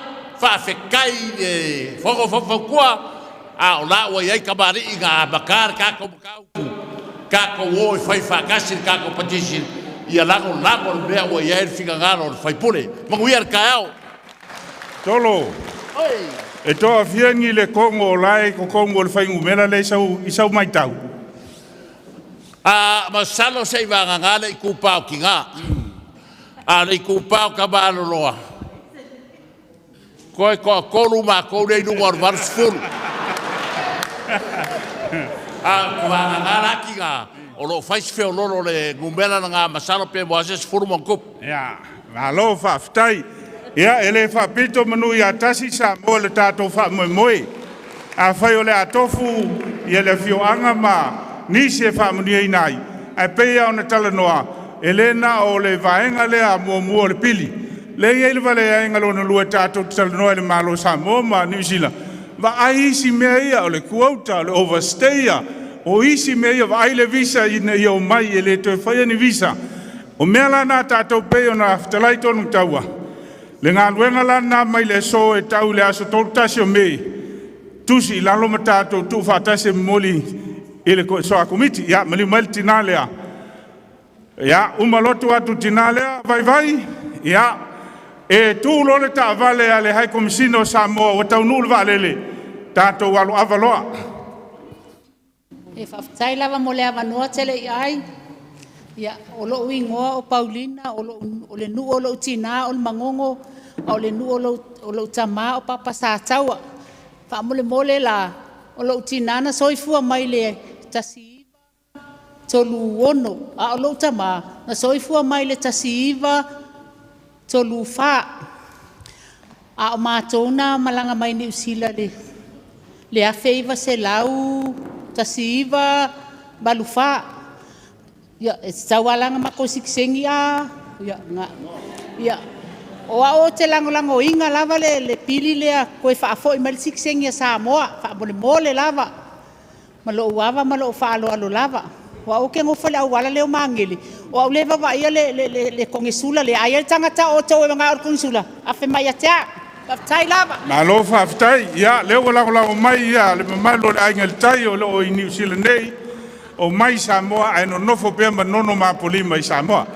Mali mai umaloa watu o fa mai lo le ile. Ia, ile tasi ma le lua yo. Ia, whaftai mo le avanoa te le ai. Ia, whatalo whatu le mamalu Samoa ua ofia le ne yaso. Ia, e soa whatamale alo le ngang ia, o se upu le ai. E atoa ai le mamalu malpa ia o vaenga ese o tonu le malu nei. Ia o lau whasoa i le mata upoli nei aso. E popo e alo loto. O le tala sao ma le wha maoni ia o tō Samoa atoa. E popo e lava lo lava le tangata. O te fia, toi wha popo lo le fia. O le siti teni pei ona, se yo o mai pea le minista. Ai a tia uia malo malama i mea ia. Ona, o lo tu lai maisi o tatu malo o le fast. O nai tangata o lo tu toi Samoa, o leo toi tele. Tasi na le polenga o lo mafufau. O lesi o polenga, ye nei. Ine i a whaina ai le tele o mea alofa New Zealand, una toi na mai ai tātou Samoa. Toi whaapopo le si o mafufau. O Samoa ua tūto tasi lava ia. Pele a whaina ai nisi fina ngalo tangata. The voters, the members voters of New Zealand. A o lau lavanganga o te fia lango ina. A o nai tūna e popo e ai. Te mawhau mua ai le i whaia submission. Whaftai i le whaloalo lava. Mia le asu. O au polata i vao mai oi le tua tane sa vai mai. Sa sina. I le vai maunga. Ia, ma le vai maunga. Le lei. Se sa wale tinale o leva. Ia, te utala ma le nganga whaaloalo. I vaenga ia se taua ia o fina ngalo uma ia. Po fere ia le taatianga. Ai ele teltonunga o la tau nei e fia to ia le avanole o lau matutua. E lei se fia ngofo ngiusila. Anga wha peo ua maua se sekisengi. Anga wha ia fo i Samoa. E fia e ola i Samoa. E alana i nei au matutua. Ono le o mai vaile fo mai. O mai vaile whanau. Ai o le polonga i o tātou le taumwhaingo visa e o mai enei matua. Ai a manuia le wha moelea. Ai longa e istanga tamatua fia no fumi. Kala i Samoa la pensionga. Ia ma e milionea ai. I le whaamnianga lea sa ia i tātou. Ia tina. Ai o lau le whasoa ai tātia ia le matapu e tali lava tuiono pe atau mai. Tai lava mo le avanoa. O lo ngoa o suifua tau le tinganga. Au whale a inga o suifua au tufunga. O lo nuo sa le longa i whatau silensi. Ia ai. O le e winga tatom tau poro talnoi na whaftai lava mo le avanoa. Ai e maanga ia le mka upua ai o la fesosoangi fo i peon rokai noi ai. O ngai paulusi me se mai e pele ma whai o ngai e se whawhaingo fia o ngai maingai kak Samoa ka whao mao. Whioa ai fo inga lea i se vita whaingo fia. O mai mao e kusa ale fia siksenge i wa siksenge o mangei a o ila whai Samoa. Ai mangai ale fia le visa e fio mai ao mai fio o whapenga a. Pela mangai anga. Ia whaftai lava mo le avanoa. O sale longa. Ia. O sale longa le iai al fina ngalo. Wha umatu na le toitu le la motu i nei. Vai mali mai ia watu loi o. Ai wha umaloi o. Ia o le wha soa lava le nei. I vaenga ese e ono avea tātou tālusanga. Ole nana whailot ole citizeni. E moua uma ia benefiti. Ole tāwala nal citizeni. Ai o isi mea ia. A whaila ele qualify tātou le citizeni. Ai ape a wha o popo nisi mea. Ai tātou ole mea te lei. Ia. Whafkai mula avangoa, kere ai. Ele koe kau au whangainga le. Pa i o le ngei aso waku le sua lau whainga luenga. Sa mua foi u poko mai o ngā o so i o ngai. O salo le iku malo le ngei ma le ngu le ngei. Ele ima se si overstay in New Zealand kemi ngei. Me moi lea. Lea nga whafonga mai le saungoanga sa vea. A whape kako ke manga nga o sikisengi kako o nga kule le kota. A kako manga o whau au pele kota. Ia kako whiwhiri le sikisengi. O lo ula manga o. Koe whau au pele kota. A se i ave umai Samoa vanga le overstay inga ia wheli ma se lau. Ia malo whalo whaftai. Alo, whafkai ia. Vai al malo o le af mo lo on fae e lo tautu malo i Samoa e koe foi. Ia o fina ngalo falia ia te malea o le tamale a lua kulo ka ko lua lai fa kingi e yo tau ia le wai lunga le awala le ai komsina Malo se fu mungia Samoa. Lua kulia kalanga. Se fu mungia. La o le yo ko sama ko pa ia a le fanga sa o le fi mai na fanga tonu au tu sai mat fa mo le ye nei. O wa o telefo o nga ia fa penana o ni o sale tala. O te lang ina le pili le o mai nei.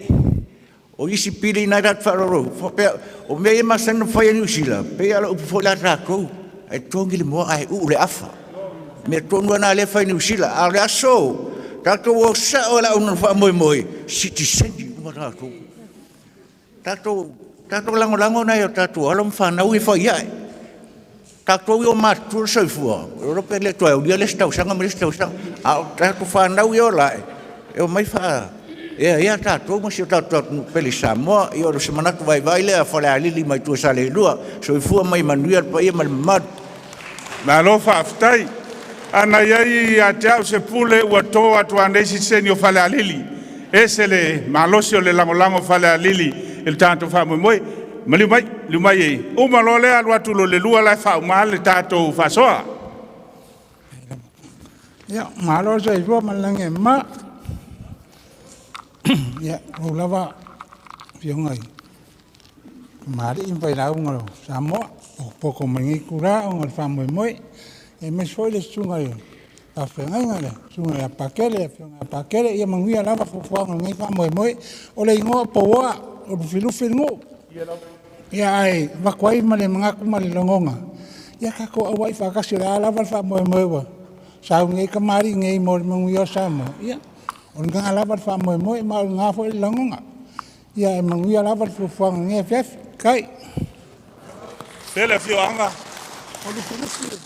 ia lufi le wa mai le tau lango fa mo le nei ia la sopolo i le lua le i tanto du ta pena lo le wa mai ya tato ma lo ma le nga fa lo fa taima leva no tele ai ia ole tu o auia e watu sa o lava se manatu o te langolango le sitsini e iai vaenga ona o whailangi matua o au sa travel i le British passport ona o lo tamai le o Samoa le whanau Samoa a o le manatu le abatu o se soani mo o i la tauna whananau le vaitaimi lea ona o le tūlanga le a whailava o le tūlanga le malo New Zealand le whaawawina le sitting. A ia maua le benefit ma whaamanuianga i tātou tangata sa ta tauna o mai New Zealand i le taimi lea. Meaning, ona o te whaingaluenga le tangaluenga malo, o le ele mato so tanga ma le ofisa o whaamaumaunga i Samoa. E le toe atoa se 5 afi o le mamalu o le atunu o to toe.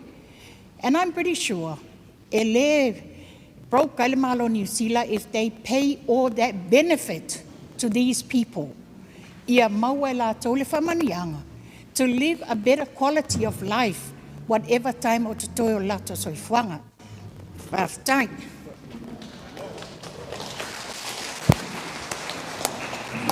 Ia whaftai atu whine atu pai mo le avanoa. Ia tōluma. O a ue. O a te sau mai Amerika. O a ue ona sūtasi o tausanga te minei. Na mato o ese ma Maniroa o se fulu ona o tausanga. Na o wa ia le whaingaruenga o mātua e whaingatā. Ina o to mato o Amerika sa to e whaingaruenga. Le eise retirement. Wa o tūlai ona e amuia o tō. Amuia o tō e ole iei tō avanoa. Tō mana tua e o tātou tua a.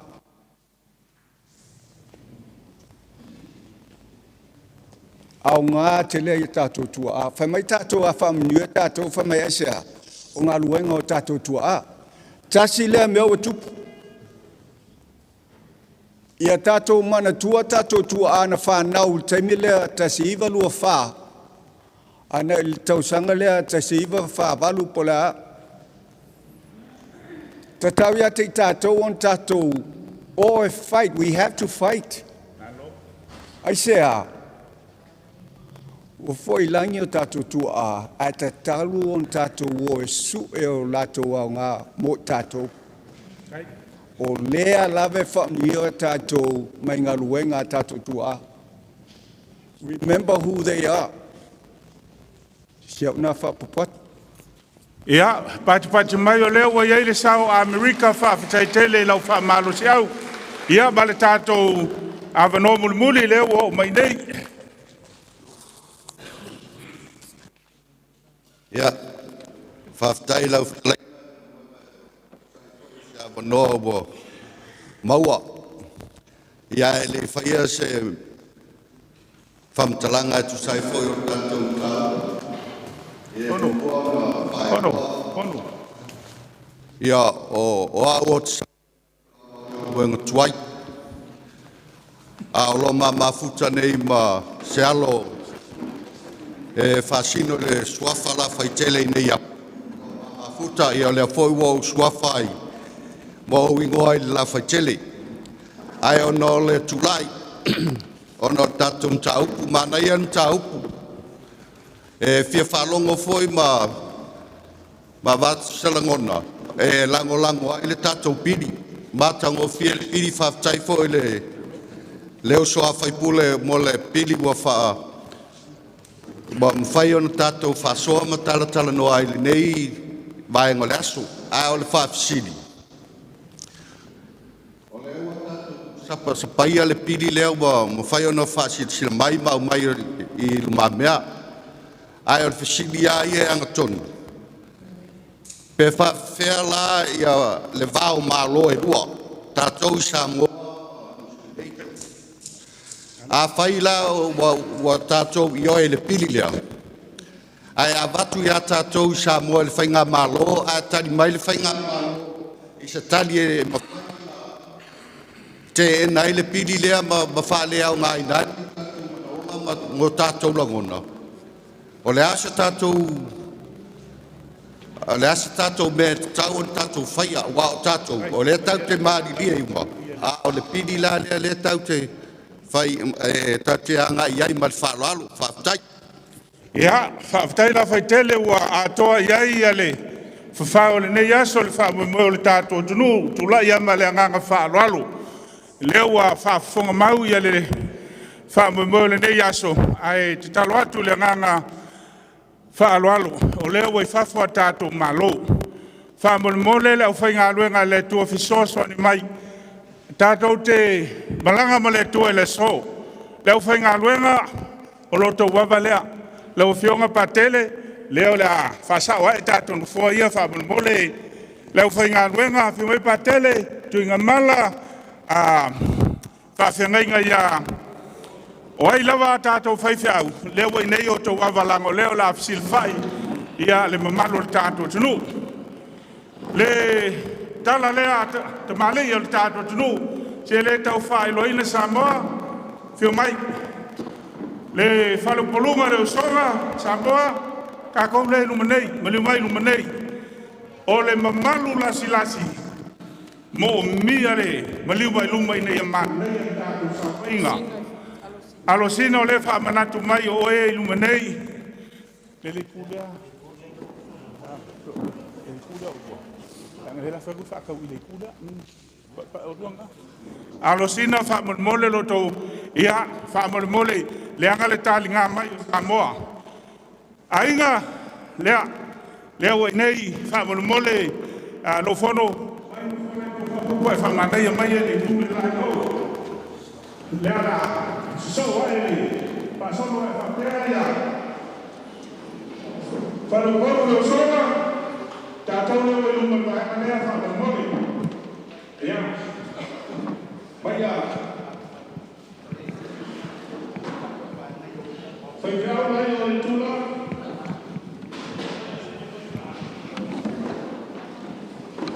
ya para o móvel a matua Tom Tawa, que mamma mia la oficina, che ha fiumato il momento, ha fiumato la pastura, non fui, a vai una sa whainga pe a silsila mai. Lea ua papai ma so tuli Samoa. Wha mole la au mātutua. Lea a whio mai lea wanoa luma no fo lea. Ea. Tautu a wanoa mai o tau tina se i einta mai o mai luma. Alea ea ai o lea i lea wanoa. Ea. Ea. Wakuru mai oia. Ea.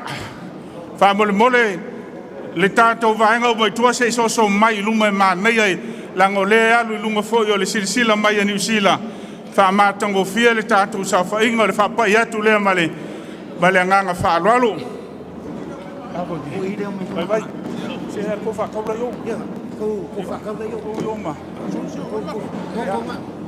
Lea, se me yo i ni kule i o ele so hai ale. Koma. Tātou whono whautua, le luma nei lau whainga luenga le i tū lea. Ia, malu ta mali o le tātou tunu o le nawa i nā.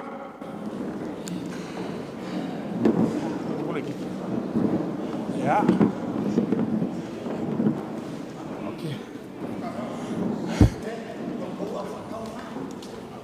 Ka whare a bwia maranga. Ia.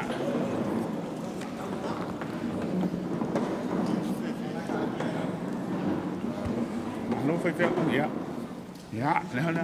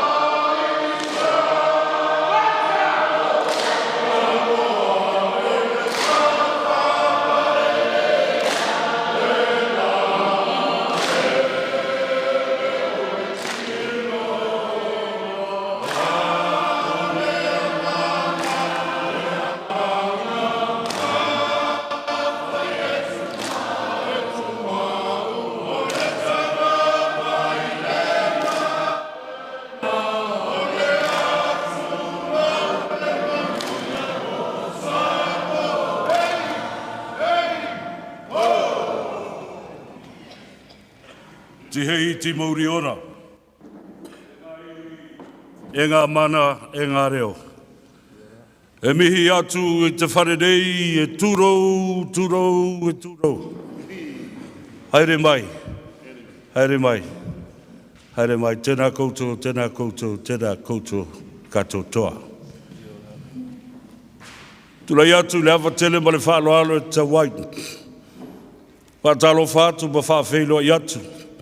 Ai whaatulou fo i le mota, whaatulou fo i le nei aso. Ua pa ia ma māua lunga le nei aso. Ina ua taunuu le whaamue moe o Samoa. Ina ia tātou Feiloai. Ma whaafeiloai atu i lana fionga. I le teitai o le pāti o le Green. Ladies and gentlemen, the leader of the Green Party in Parliament, the Honourable Miss Marama Davidson. And then, of course, ladies and gentlemen, we also take this opportunity to welcome the man himself, the hand of God that pulled out that magic individual private members bill, the restoration of the Samoan Citizen Act, the Honorable Teanau Tuiono.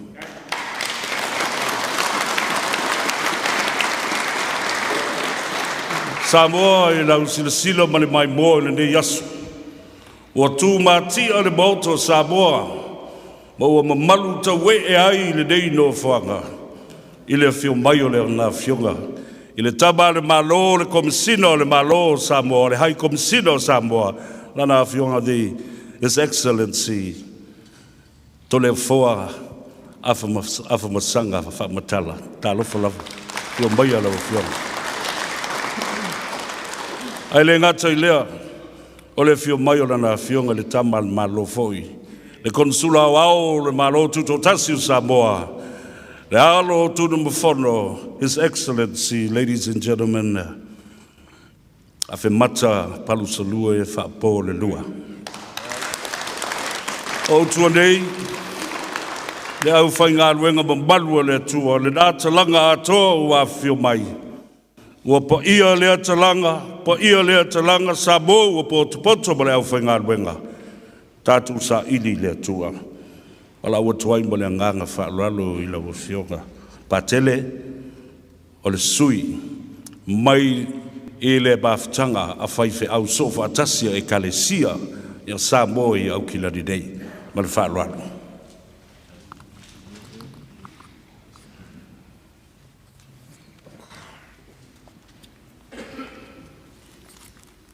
Whaftai lau sungan le ia tau ar sa tu sai fo imali. A matala ino le tatu tae au ma le whasi sara ino le tatu. Ni asu matanga o fie taftafani o sungani.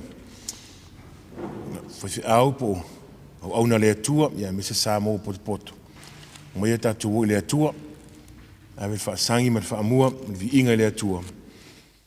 Nuna ngā le manu ngā lofo mwhain tatu o fisila wha iai ma le manuia ono ana wha manuianga.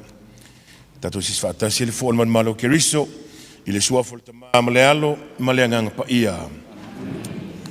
Elele o mea o ma Yehova na ya fa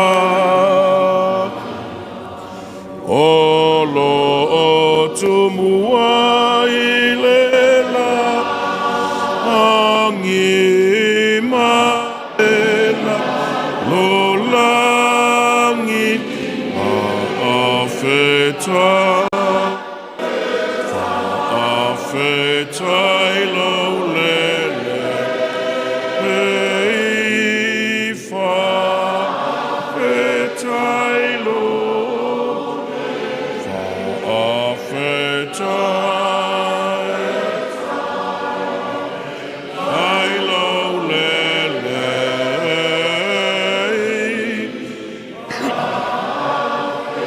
I lo lele O le folofolaina o le upo o le atua tatu mou ma le salamu e se lau luas fu ma le fitu a whai e le atiaina e le alii le fale e ngalu e fua I latou o e atiai a whai e le leo ina e le alii le ai e mātala fua o le na te leo ina e le au ngā ia te outou o na tūla I le tae au lava ma whātuai o na mānawa ma ai I mea ai o le ti ngā e whaapea o na avatu e ia ne moe I lana pele o le upu a le alii le atuai I e Your Eminence, Excellency, distinguished guest, ia mai sele pa io Samoa poto poto. Lau whaonga I nā tule, ngana peritania ni ia.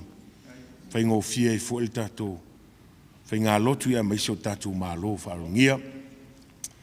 What a beautiful psalm for us on this beautiful occasion as we come together as Samoans and people of a nation, people of God.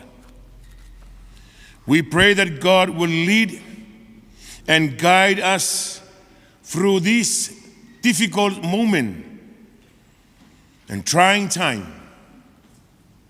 I pray that your work and ours will help our community as one to grow in all aspects of community life. May the grace of God help us to build our community. May we look to God for direction, wisdom, justice, and understanding. May we look to God, our master builder, to build us into a community of people that is strong in faith to God and depending on Him. A people or community that is to God. A people that is founded in God. And our work will never be in vain. May the joy to be our strength.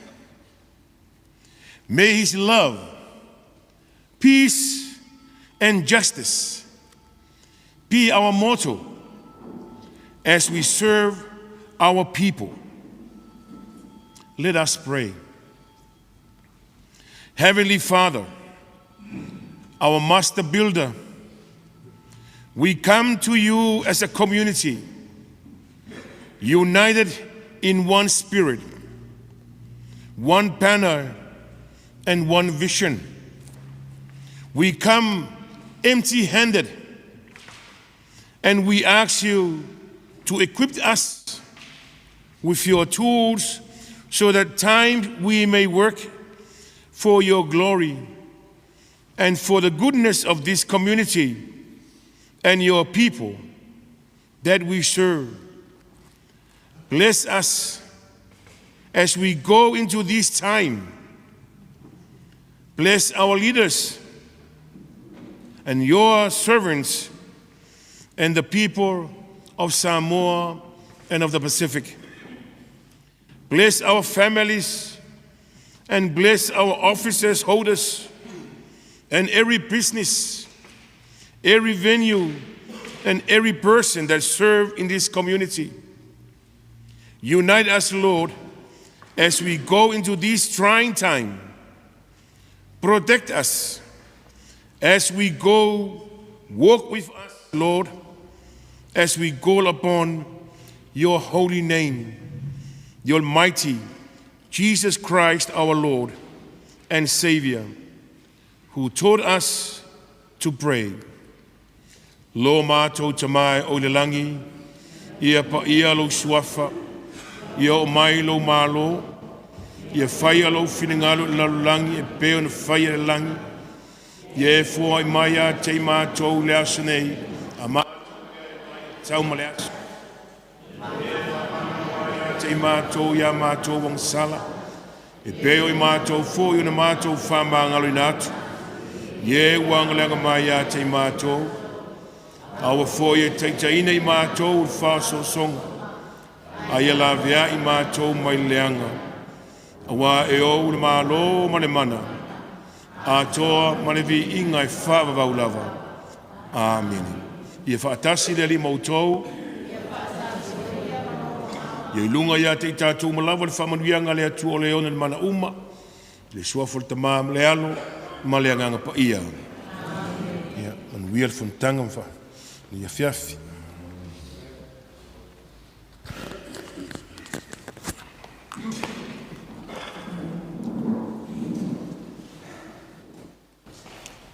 Thank you, Father. And we pray for the love of God to be upon you always. After you love your patele, the tone of our fonga yova is to langa o sitia, ile nei tai au. Ile poto mai o lora nu, e maiso te tai o le atunu, o Samoa o poto yona tu langa whalupe. Ona whapelea, leo se e mai le taupou, ile laulau, ia whapelfo ile au manga.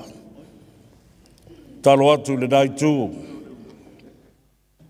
o le malu, ia o tūlanga masan, wale si valoa ma le whātau pa ia le atunu, au se upu fo ia wale a fio mai o malo i lea talanga atoa. Samoa o poto ma lau fionga le aloli i ma le nai tū, la fo atu le si valoa.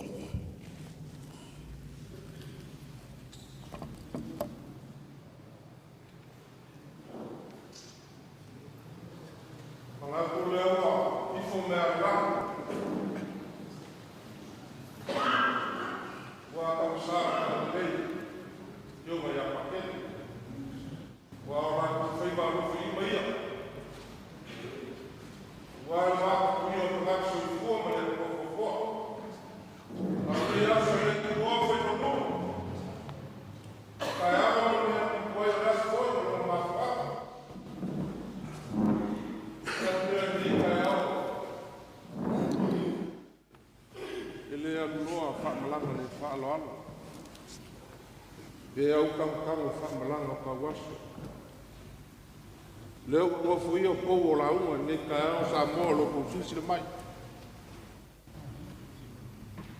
Mga kulea lufi mo ku Samoa. Ya ka ina ne foi ko fa pule. Ya feo ya ile fa ko kam. Lo so a kulea me la na ma ulau.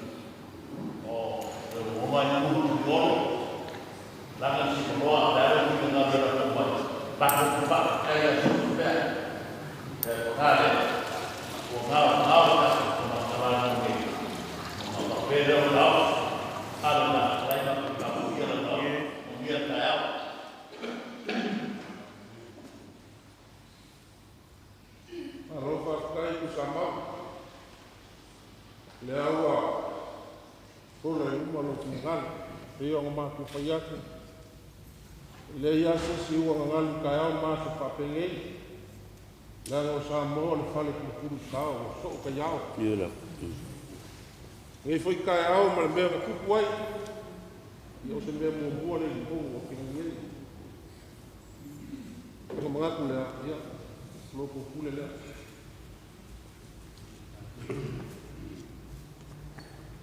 ko ia au ainga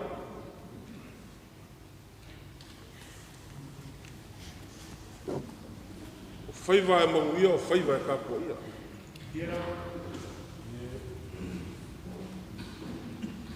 Samoa foi uma o ka oko, o ngā whawhai popo. Ma ko ki soso wapu ma le nganga maurana.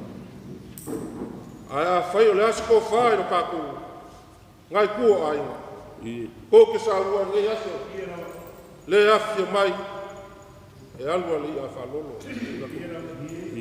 Lo soso aku lea malanganga mawulana.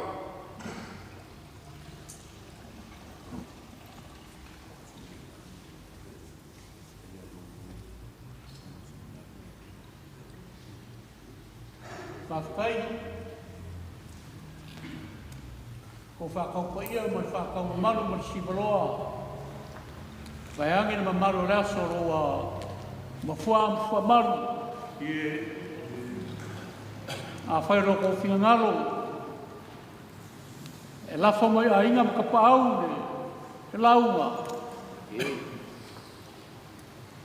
Nā ko karia. Nā ko se no kila e kui muri paga malo fie. E lafa mai a inga. E ngai mara ka waso. Ka pa ia kurea. Ka kai kurea. O makanga Samoa. Ka mai e kofu molonga kanga. Kofu foi molonga mga ala. O makangi kauaka ma makangi o fuaka. O makangi ola ma makangi konga. Ia le kui makangi ona. Ma kou ke le kongi le moa e ule afa pe o le mako kala. Ka kou wawa whakawhaka ma le mako ngofo ai. Ia a inga. O la mako ka puai. Langa e langonga. O le kuri ka moe o ka kou wha moe moe le nge yaso. O le launga nga. Au mainga. E le ave se ai i ai a Samoa umon ka oko. Nge yaso ma le wha moe moe. O le mea lea la mako ka puai. O ia le. Sa ngwango nge yaso. Lolo. Kai. Leo pa ia ma maru lesu. O maka mo whienga wā. Kuri mangu e whao Samoa. Wai masangi kupo Samoa. Ma inga ma kapau. O ka sa ini malo. E fuki mukia a inga. Ai whapena, ngofu vale. La au fau e ama. E ake ki pā foi pure ongo i asa la whai. Ai whapena foi. Kumua. E paia maru. E kau kumu foi, kau kumua. O kau konga ngā Samoa i o ngā paia. I o ngā kama mo ngā ainga. Ainga malako kama. Le ngafa alori u so Samoa. Ao ma papala ma ukele sa la whai. O le moko sa ini malo. Ko mua ma pula i kuau ma la kau aina na kai ma le maa o funki.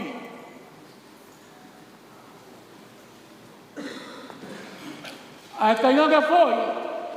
O whanapolu kofi ar kupu. O maria koka ar papa. Kulau ai whanapa. O ar maa kau.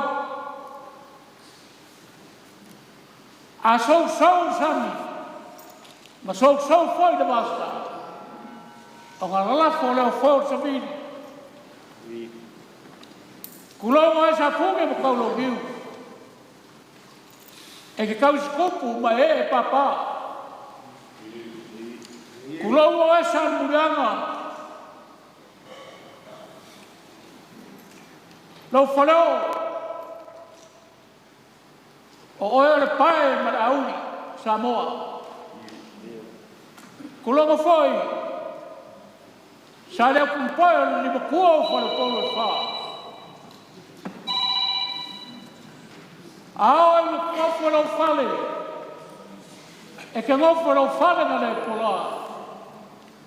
E pola e ko wha. Ai fola e whalai. O pai ai au Samoa. A kawhana malapa saua. Surgia leo a kalenga. Ar mua whana o kumai kai ngā whamua. Ar mua whana o kumai kai o nā la kaua. Ua pai ea ma manu nei aso. Ua whia mai makala mai ao. O malo wharangia. Kai. O le green. Lau sunga marama. E a ke ngane foi na. Fionga ni fai pule tuiono. Ua mamalu maulunga. Leo a fiumai. Ko hai kon singa o Samoa i Menikongi. Lau a fionga o Sama. Pa ia ala kaulangi. E la ko make fo i malo. O mano war ka sina ar far fiku bat fasko. A kanyange. De wala fa ma dame. Ina ba pu ar ku ya. O mano pa ia wa fiamai a femaka. Paia ngau o kofa, lau wa kagifa. Dai na balos. Ai na sa kufo. Kau se malu ai na kau. Lewa ko foi Samoa. Eu kulanga e masami ai. Wala lo mala ka sua e fo ku pura fai mo kama. A wo kai ko mua. Leo ko au fomaru kaio au ke. Oro pepe ka mula. O ka famu maru ruma. Wa ka ni na fo ko la. Tuiono ma do tu bolia. Nei vai no la uma Samoa. Le ba ko nga fa kai. Samoa au. Ina ngā ruenga wa upa o whakingo. Ina pini wa upa ka waku kongo le parmene. E leo pōla se nilo. Samoa awao. I mūsina ngai. Samoa uma i Samoa. Wala kon kua mau ki ngoa. Le baka mau whio la kau whainga. Whawhikai no loko i na kua. E kere ma whaia se mea. Le anga uloa ma le kua ma no ngaro. Le foi lá o Saúl e Samoa. Vai para lá o Samoa era uma. E calo qual é que oi. O ano ngai. A fa para fogo lo pai. O ano ngai o pili. O da ana o Samoa. Real me o dai la con malos. E ngai e fai. O kula pai. E kula pai ka ko pili. Inga ia le polonga mo leka o kau whai. Sabako kau whai le lua o kou. Se la wafe kanaka nei na loi wini kongi. Se la wafe saini Samoa ngāme. I lumo le parmene Samoa a Musina. Inga ia kau whai le kako sikseni. Pekai e lei mamuia. Fa seu vai solo. Fa nga solo. Ma kau fa lava ma lo musina. Inga ia le fana. Ma fai. Ina ngai kai mi tuiono. Leo ko de kala na moe le kua. E kawala mai a ke oe. O le mere ko ai pulau Samoa. Ma vakul ma ko fa kai a ke oe. Balo a fua. Ai lawa maua, e alofa, wana nei o le kua. Bako lau o uma. Lofa ngia le kua, mamanga. Oa kua ka whanu. Na wega masina. I awa me paura la. Ai, kuia o whaima. Alofa le kua e amarama kai kai. Inga ia maguia ka whainga kuri. Maguia la whainga na paia le kua o loea. Ka kualo na komo le lewa mai. Ai sua mo le awa na lofa ma na ngalai o le kua. Soi pua. Alô, Samoa. Mga pangili mula kaya o marasya. Pagkayo lewa kulay na upiyo ka naman. Kayo masuri kau mori pai ai ngai kama mai ai ngane foi o soma ku uam pole mai ai leo na ku le ai aso vai tomo sa moi ni yo ya le pole na na kan ka fo le foi ki do va ba lua la loria mai ko mori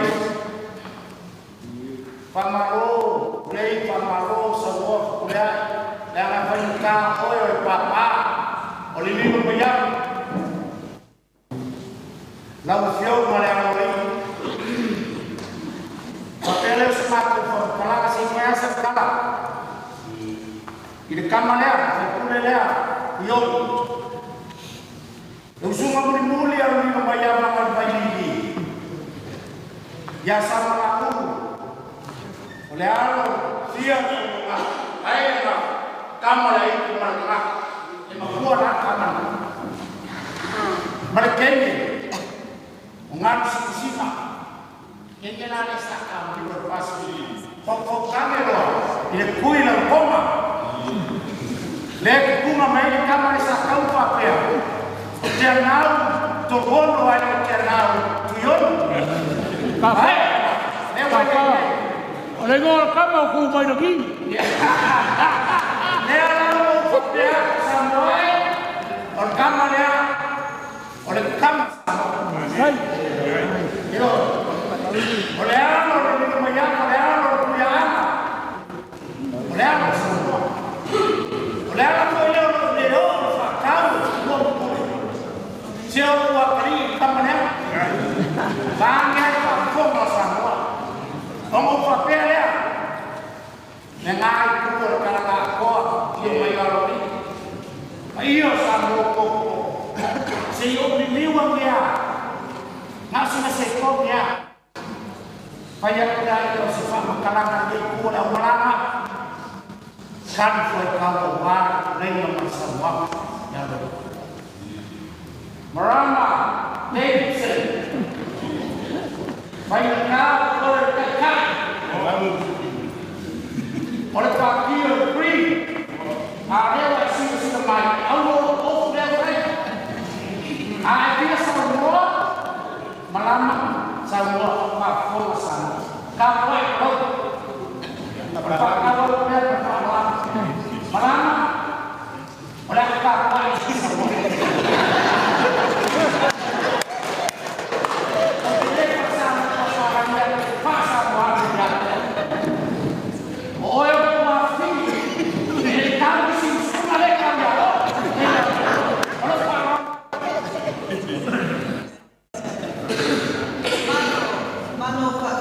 Malo. Ai, no Aotearoa tēnei, no ngā iwi o Ngāti Parau, Ngāpuhi, Te Raroa, he wahine Māori tēnei, no South Auckland tēnei. Kia ora, tātou katoa, tēnā koutou, kia ora mai tātou katoa. It is us of the Green Party who are so privileged and humbled to be carrying this bill, to be carrying this law for justice. As our High Chiefs have said, this is about correcting a wrong. I am here with Teanau Tuiono, whose piece of legislation this is, from the biscuit tin in Parliament. I am here with my colleague Green MPs and our kaimahi, our staff who help us to do this work. And we are all here in absolute joy and humility to acknowledge you, our chiefs, our high chiefs, our orator chiefs, our leaders, our communities, His Excellency and Consul, all of our generations here today, because we know that restoring the mana to our Samoan grandparents is restoring the mana to our Samoan grandchildren, is restoring the mana to our tangata whenua here when our Samoan cousins are living with justice. Our tangata whenua are upholding that justice. Justice for all of us together to be able to recognise the dignity that something was done that was wrong, that taking away the dignity and respect of citizenship was wrong, and that must change. And we are here in humility also with both love and grieving in our hearts as we acknowledge Whaanana Efeso Collins and his leadership, his vision in bringing this bill to the Green Party to be able to carry some justice. My colleague, I know, will be talking with and listening to our communities over the next period of time, and will be talking to us about what we need to do from here to make sure that we truly achieve justice. And I want to say that I am also honoured to be here today as tangata whenua. To our orators and leaders, you are absolutely correct. We are all whakapapa of the Pacific Oceans. We are absolutely connected as tangata whenua here with our tangata moana peoples all across the Pacific Oceans. And absolutely, we are all Samoan adjacent. I will finish off my contribution with acknowledging the privilege of being able to speak and address your communities, our communities here today in this beautiful whale. A bringing together of our tangata whenua cultures and whakapapa with our Pacific and Samoan cultures and whakapapa. Our generations here today, right from our little babies and our babies yet to be born, with all of our collective ancestors. When we restore justice today, we are healing our ancestors. Nō reira, tēnei toku mihi aroha kia koutou, tēnā koutou, tēnā koutou, tēnā tātou katoa, malo whawhekai.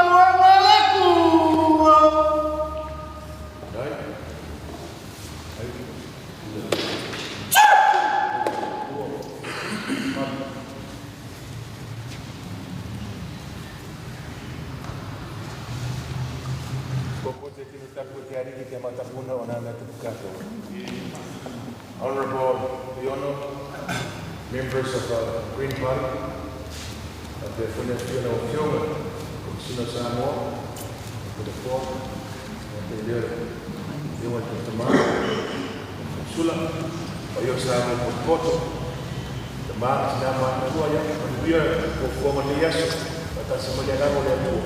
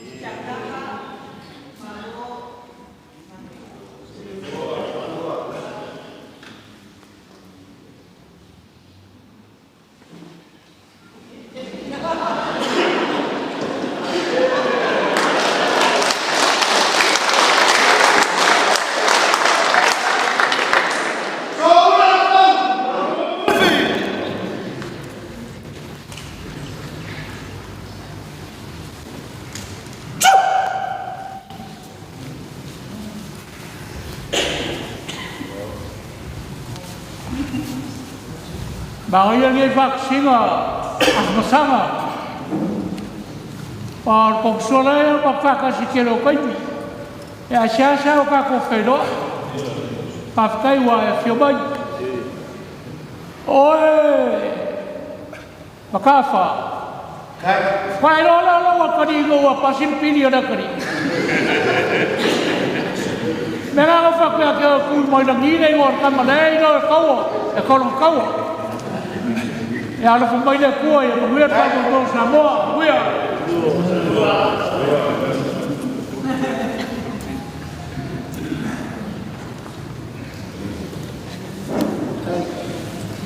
Kau kena berkiau mana saya boleh? Master Tuiono.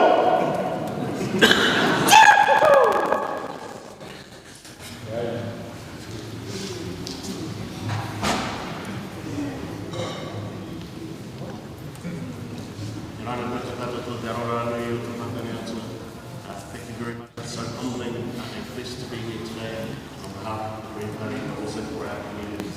Manuia.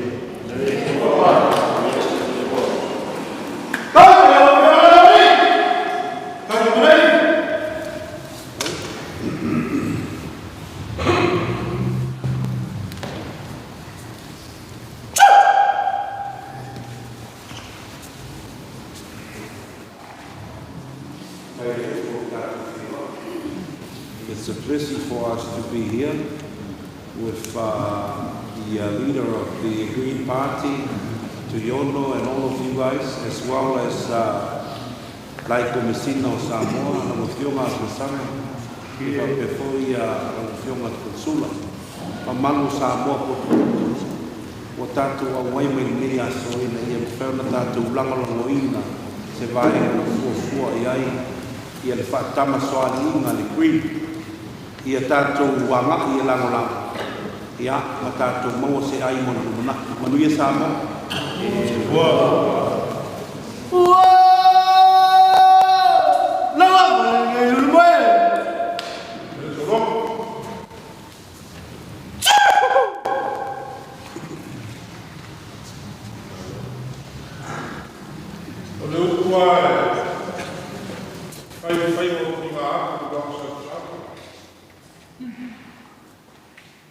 Vale no va o pai.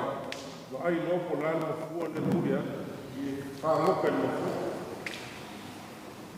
Wala asa kilo pesa. O nga vale va o pai. Ese mo fu le tuia. Ese pale tula. Pa io po le sa ka wa me inga me fa mo mo.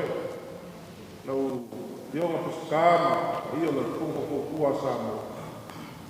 Kai mo ko fa ko pasawa no kuwa ni as. Kai. Awa sai ka no, ya ko kuwa. Iya, iya. Bakapa bakareo. Kai.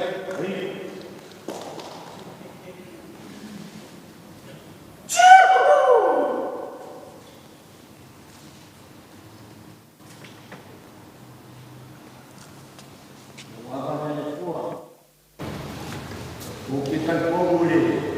Kaya ni, kene kaya ni yang kaya. Kene punya sendiri lawas. Kene awak, omang sama, kai. Fire green. Marama, dia fire TV ni yang lek. Fire TV ni yang awak ni saya mau sama. Dia pulang main Tuiono. Ale ini kita boleh berkuah bersama. Kemudian kita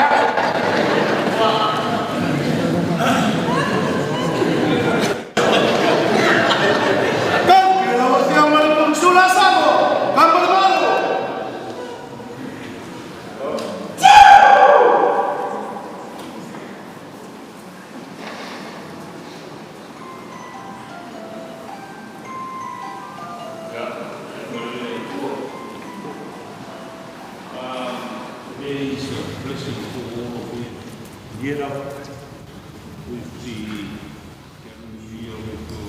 honorable members of Parliament in our two parts, and especially our man of the moment, Tuiono. He will be remembered for a long time. It will be history for Samoa. So I guarantee you that all support Samoa community behind you and the bill here. God bless. Ya papai o e você foi o ainda da pau foi por Tokyo foi o Samoa ainda da pau e você foi né papai do lava e ao na tua e já só tá na fase pito não me fa muito boleh monta wasa mai kira wa ta ta mai tau nei ya ka hosu ka mo gole le tu e so mai e ho ba ai komisio ta tu ma ye le ma o le ma wa le ma o ma le ito la o le ma o le ma ramo e fa mo ai yo ye ma ni ale ni aso o fa mo kai con tua Samoa ia o mata mo ke imba uno e mi se foi the follower civic leaders ia o mata ia ni fa foi ai ko ia o ni ia kau que não se repare.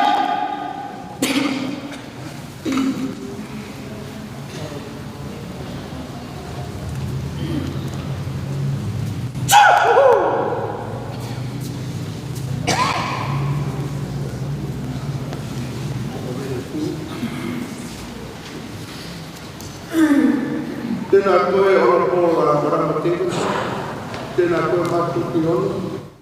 Haere mai tau mai tiki mai whakatau mai, whakatau mai whakatau sāma kōtuna nei, e whakatau roto kāpuna kāma tiki hei maunga.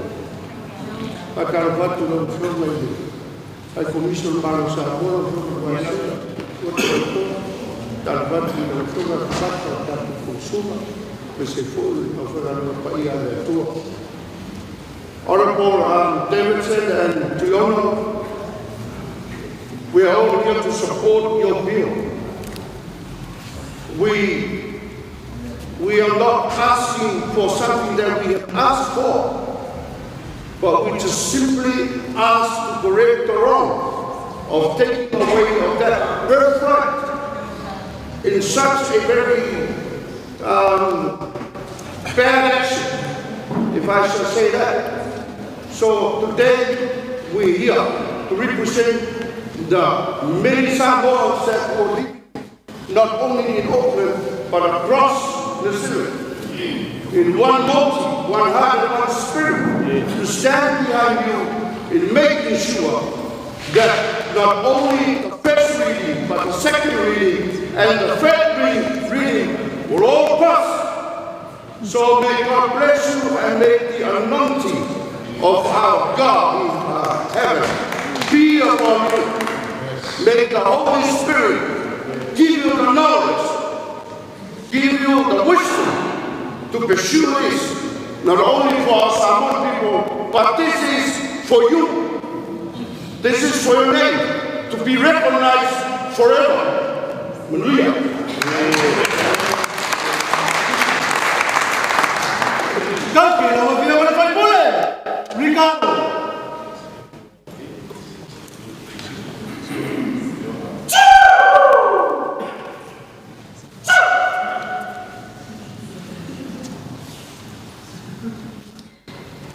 Arthur Tailava, my name is Ricardo, I'm the Green Party's immigration spokesperson, and it's a humbling privilege to join all of you in Teanau, to join Manaman in this journey towards justice. Manuia.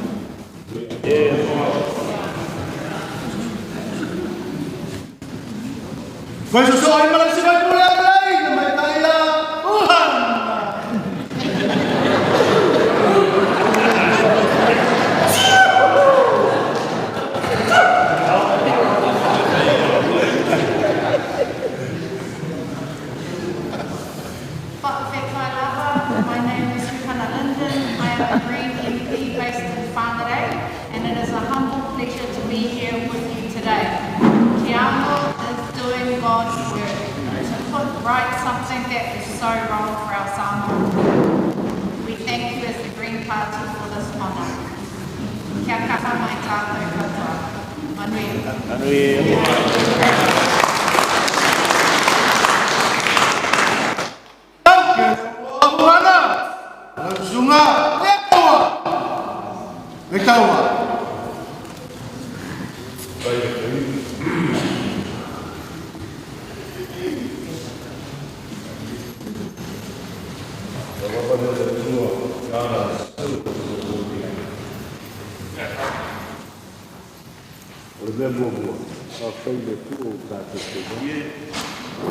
Wa apa mai le Feiloai ia Tuiono.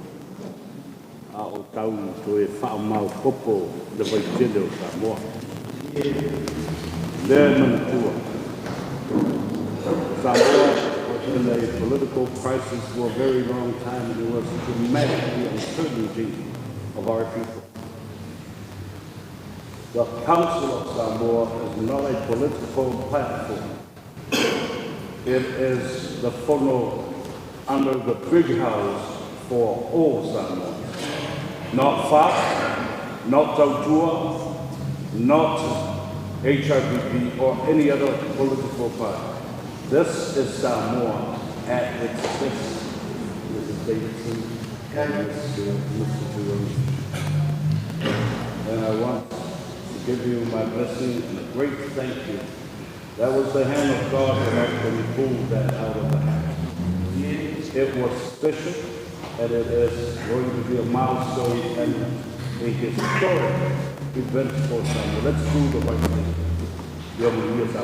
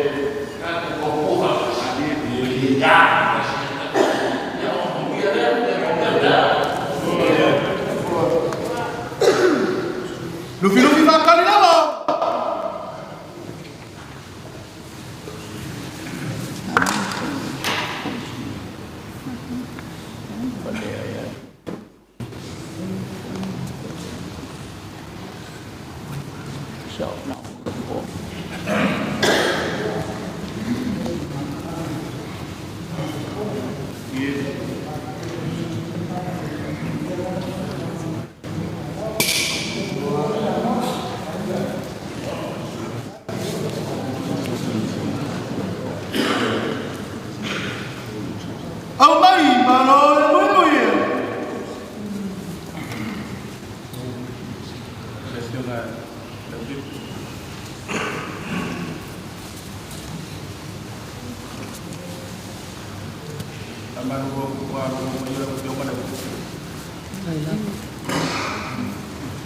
Ya manuia lava le fono Samoa me aso. Manuia.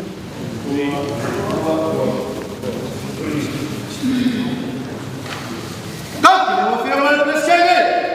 Pacifica. Follow. Nako fakele.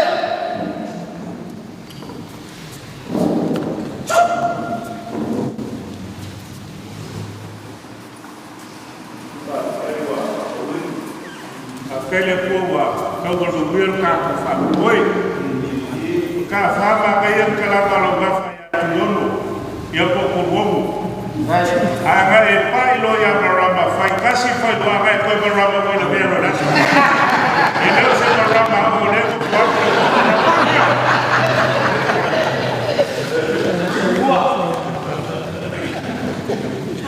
Kau que no fia mai kokoni. Filau, filau.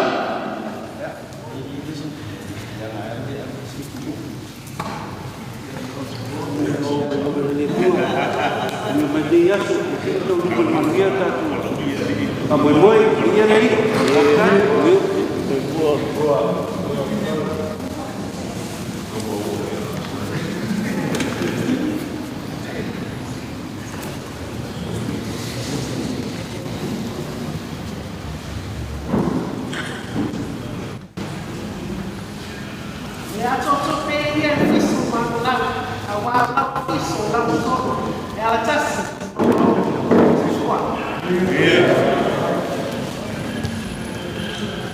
Não vamos fazer ali não.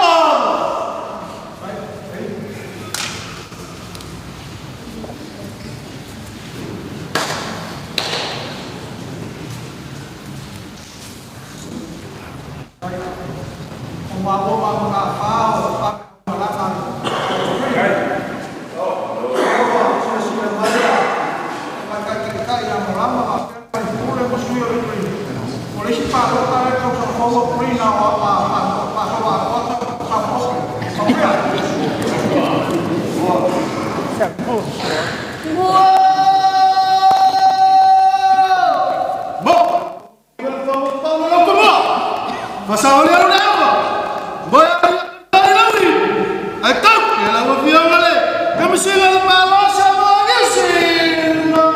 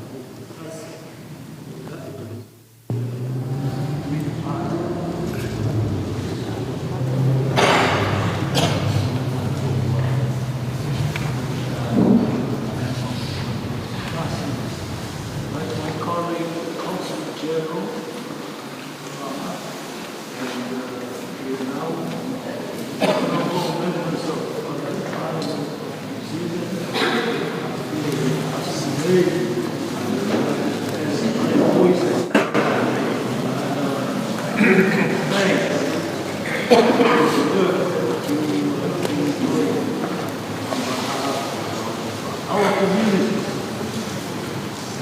I remember because I was old when the Samoa Citizenship Act was passed in 1982.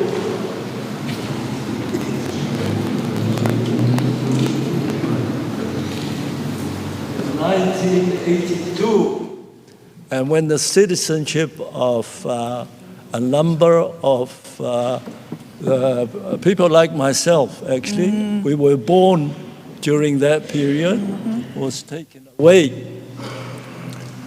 I think you speak of an injustice I think if we look at the history of how the issue came up in terms of the decision of the Privy Council, which said that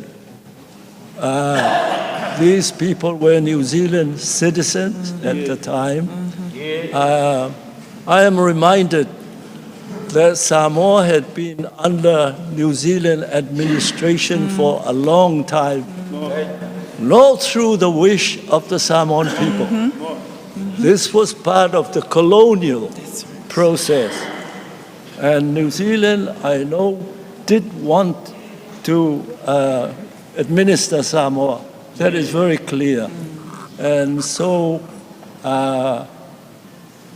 when the Privy Council decided that Samoans born during that period were citizens of, were British subject, therefore New Zealand citizens, it was, what happened, that New Zealand Parliament passed the Samoa Citizenship Act 1982, which took away those rights.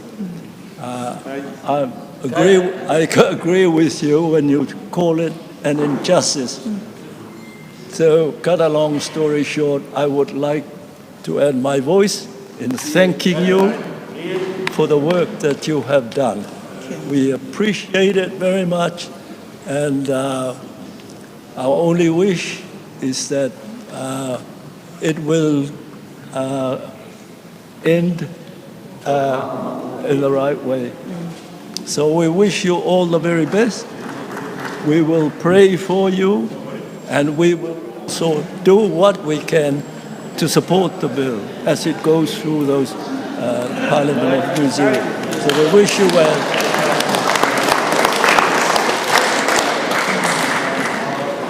Yeah. Mamalu al tātou o tunuu, pa ia ma le mamalu o loo hauwhia, le mamalu o le uwhai ngā luenga, ia e le ngata fo i le atua, ia e le ngata fo i le o tupu mai, e peo le māse pa ia o Samoa e māse li ai. Ia o le a o le toe a sa le bau filifili, e whia whape atu se tala. E tele aso whaita winga matai au whaita wina o Samoa. Ai ei lo tel tonunga peo le sa unoa, le fionga le konsula, sili o le tātou mālo. O le tasi le nei o aso whaita wina, o tai au whaita wina, le tātou. E mai se lava, mo le mamalu, o le tātou o tunu o malipa ia o lo o alala i New Zealand nei. O le te talo, ia tau lau le wha moe moe. Ia tau noo se manuia, ia le wha moe moe.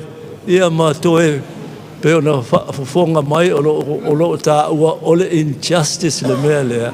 Ia tātou te talo ia toe whaasao, ma toe fōi. Lasi le fia. E le manao Samoa e pūle New Zealand. Le pomo ia la. Ia ai ona o le taimi le nā, o meo pūlenga wha kolone, leo nā leiro tātou i lalo o le pūlenga New Zealand. Mai ona o tātou i lalo o le pūlenga New Zealand. A me ai tātou i lalo o le pūlenga Peritania, ma mau aile sikisengi lea tātou i tangata. Ia peo no whai atu na te talo. Ia tau lau o le wha moe moe, ia matau nui si manuia, e le alofa maleanga lei o le tua. Ia e mole nei aso, ia manuia tele, ia le te lau fia.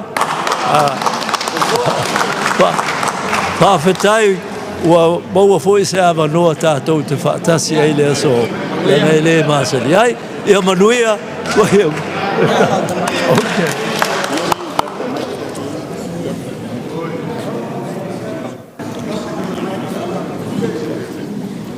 Umakusia mako. Ngako Yesu ai hana le ake a usa ngolo le tuiono e. pe o ngai ele wha moe. Kia ora katoa, we've just got a little koha mea alofa tohu aroha to give to our whawhiao, to our people here.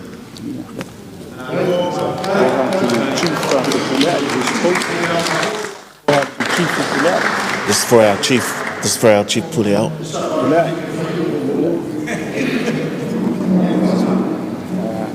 This is for the chiefs and Ava. And these ones are for the chiefs and for the Ava. Yes, Se vea le lava kia oe, wha soa le lele milionga la ngau aruak. To the council general for the use of the building. And for the council for the use of the building. Whawhi taitele.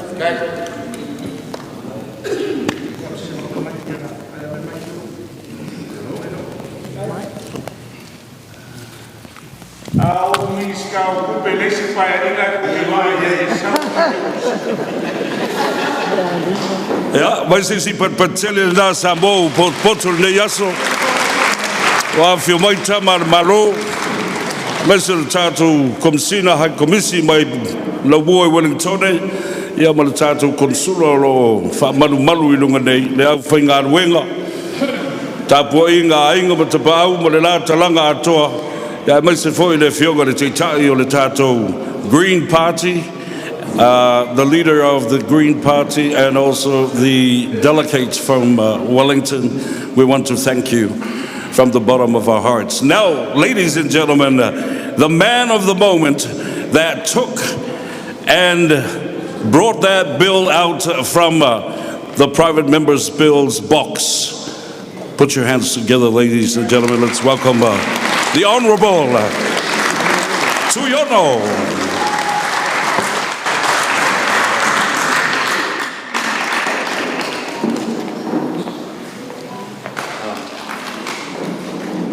Stand behind here? Yes. Right. Okay. I'll just hold it. Kia ora koutou katoa te aroa nui o tō tātou nei atua. Talofa lava, whakalofa lai atu, malole lei. Warm South Auckland Pacific greetings to everybody here today. Let me begin by extending my thanks to our whaiwhiao, to our oromitua, for opening us up in a good way and reminding us of that we are not just physical, but that we are also spiritual as well, and the importance of having that guidance for our communities. Let me also extend my thanks to our High Commissioner and our Consul as well for your wise words, for your wisdom as well in terms of guiding our communities, your communities here today, and also for our speaking chiefs who have opened up this space for us to come together to discuss this very, very important issue. I'd like to just respond to some of the remarks, and as people were talking about how they might wanted to adopt me into Samoa, Marama Davison whispered to me that if you adopt me into Samoa, she might have to adopt you into Ngāpuhi. Such is the way with South Auckland. I am very humbled. We as the Green Party are very humbled to be here today. And I come with that humility. And as Marama was sharing earlier, we also come with a heavy heart as well as we continue to grieve our brother, Whanana e Fessel Collins. And to share briefly about how this bill came about, as we were discussing the passage of the Dawn Raids apology in Parliament, it was Samoans like my bro Fessel who reached out to me along with other Samoans of my generation, of my age, who said, hey, there is more to do here. Once you've done that apology, it has to be there. It is the start of the journey. It is not the end of the journey. There is this act called the Western Samoa Citizenship Act, which is an act of injustice. And if we are going to be serious about apologising for things like the Dawn Raids, then we have to take action as well. And so this was the Greens taking action, trying to step in and to walk the walk as well. This is about many things, but at the heart of this bill is fairness. At the heart of this bill is fairness. And the way that I see it is that you had a group of citizens who are recognised to be New Zealand citizens by the then High Court of the land, who then have the government of that day take away that citizenship. That is unjust on any measure, and it must be corrected. I also reflect in other ways around the enormous contribution that the Samoan community has given to Aotearoa New Zealand. Enormous contribution. That enormous history and connection as well must be acknowledged. It must be acknowledged by people here within Aotearoa New Zealand as well. And also acknowledging the generations of genealogical connection between peoples right across the Pacific. That connection between tangata whenua and tangata moana, and those connections right across the Pacific as well. And you are right, there are whakapapa connections to my island. I'm from the island of Achu. For those of you in Mangere, you know the Achu Hall is somewhere over there as well, and many of you might have been to some of our functions as well. And there are those connections from my island to Samoa as well. As a young person growing up in South Auckland, I grew up with Samoans, we also grew up with Tongans, we grew up with Māori people as well, and we are all of the same generation. So in many ways, all of us who grew up in those times are Samoan adjacent. So when our cousins and our relatives reach out for support, it is important that we do that. And so that is the journey that I have taken to get me to this step today, to get me to this place today. In terms of the bill, I would like to have your continued support for the bill. It is your resilience and your commitment to right this wrong of injustice which has gotten us to this point. And I want to acknowledge the efforts and the work of people that have organised before in the past. Feiloai Lesa, who took the original case to the Privy Council, the various committees that supported her to do so, and the importance of that work as well. And also to acknowledge those who drove the 2003 petition, which had more than 90,000 people, close to 100,000 people sign that petition and take that petition down to Parliament. That is enormous work.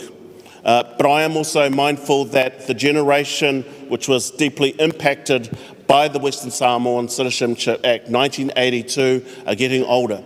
So the time to right this injustice is now. The time to right this injustice is now. And so we have gotten over the first hurdle with the first reading, and that is in no small part because you reached out to all of the political parties. You reached out to the Greens, you reached out to the Labour Party, you reached out to the National Party, the ACT Party, the Māori Party and the New Zealand First Party. In order to continue to do this, we need to continue to reach out to them and to put pressure on as well. I want to spend a bit of time talking about the process and about how you can participate in the process, because your participation in the process is important. Your participation in the process and making sure that the parliamentarians and the New Zealand Parliament listen to your voices is an important part of the process. In fact, it is the most important part of the process, that parliamentarians, that members of Parliament hear your stories. They hear your aspirations and they hear very clearly what the community wants. And so there are a number of different processes that go through as well, and I will try to explain those as simply as possible. But we do have different materials that have come out as well, and the Select Committee also has a submission process on its website along with the Samoan language, a translation of that submission guide as well. So after the first reading, the next process is reaching out to communities to put in submissions to the Select Committee. And so what I would encourage you to do is to put a submission in. And the submission can be very, very simple. It can be just a paragraph saying that you support the bill and that you want to be heard. It can be as simple as that. And I know that there are very large organisations here as well, and I would also encourage you to put in very comprehensive submissions as well. But they can be as long as short as you want them to be. But the important thing is that you do actually submit. The select committee that will be hearing this bill is the Governance and Administration Committee as well. And that committee can travel. So if you put in a submission and you say, we want you to come to Mangere, and there are enough submissions in there telling them to come to Mangere, to come to Auckland, then the committee will look at how many of those submissions there are, and they will try to come to Auckland, or they'll try to come to Mangere. Same if in other communities across the country as well. This is also open to communities who are also overseas as well, because I know that I've had communications with people in Samoa that want to give a submission as well, and they will be able to do that by Zoom. But it is so powerful. It is powerful when you address parliamentarians in person. It is powerful when you look them in the eyes and you tell them what your story is. It's powerful for them to hear it in front, hear those stories in person as well. So I would encourage you to include that within your submission. Submissions have now opened up, and some people have already begun to put in their submissions as well. I had the pleasure of meeting a man who went to university here as well, lives in America now, and is impacted by this bill. And so he was in Auckland. He flew down to Wellington and handed in his written submission in person. He handed his written submission in person. So I would encourage you to put those submissions forward. After you put your submission in, what will happen is that the Governance and Administration Select Committee, what they will do is they will go through all the different submissions, they will analyse them, and then the committee itself will come to a resolution about whether they will continue to support the bill. In order to get the bill through the second reading, it also has to get through the Select Committee. So I would encourage you also, if you have connections with different political parties, if you have connections with different members on the Select Committee, to ask them to continue to support the bill.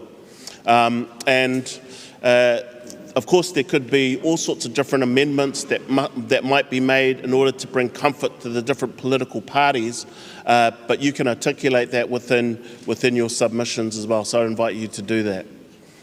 After that process, after the Select Committee process, what we will then do is have the second reading.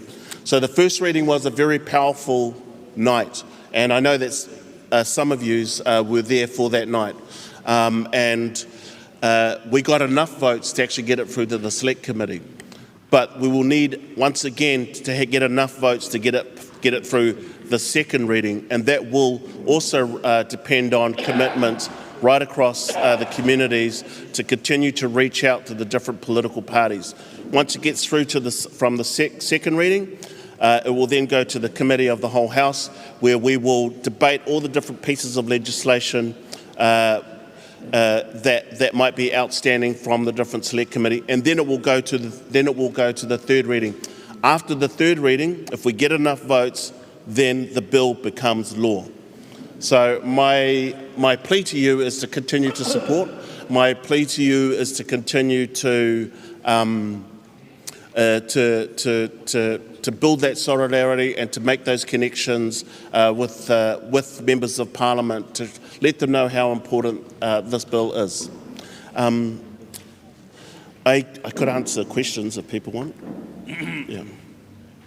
Yeah. So thank you very much. I'll leave it there for now, but if there are questions, I can do that. All right. Well, we have Honourable Tuiono here. Ladies and gentlemen, I know that some of you wanted to ask some questions, so if I could take a few questions from the floor, you may do so. Yes, Teanau. For your information, there were 3 mandates organizations that have hosted this gathering today.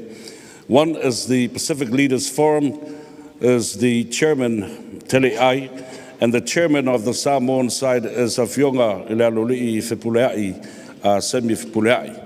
Then the united reverends and ministers of different churches here in Auckland, and then of course our Whono Fautua Samoa, chairman of the Civic Leaders Forum. Tuiono, we had a little consultation before, and I'm voicing one or two key ones that were raised. There is uncertainty in our Samoan community that this bill, if the citizenship is granted, will it affect the Treaty of Friendship in line of the quota and other benefits? So there's a concern that if we support the bill and grant it, will that take away the other benefits that's in the Treaty of Friendship? So that's one of the big concerns.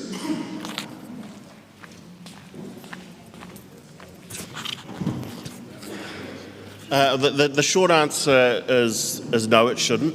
And if I could, this might get a little bit technical. And so what we have with members' bills is that they are generally they're generally small kind of amendments on larger acts.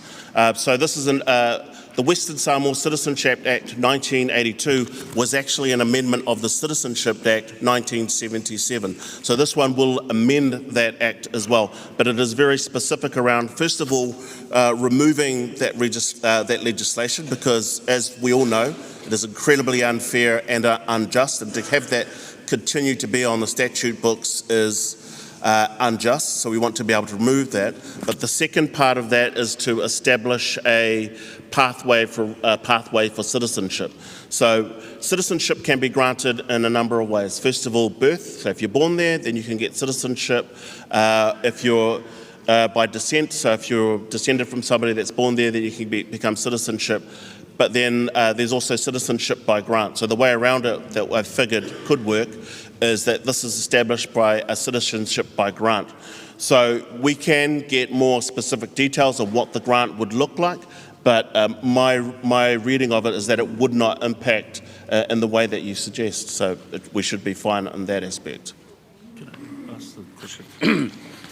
Mr. Tuiono, this is exactly what I was talking to the audience today, that we might have to sacrifice something, whether it's our quota system, because if you look at the Act, those who were born between the period of 1924 and 1949, we do not have a record of statistics of who are left right now. So if we go back and grant that citizenship, it might be a limitation of who are left in the bill.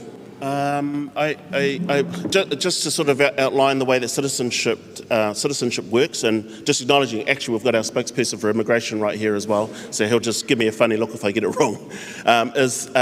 So citizenship is handled by the Citizenship Act, and that is administered by the Department of Internal Affairs.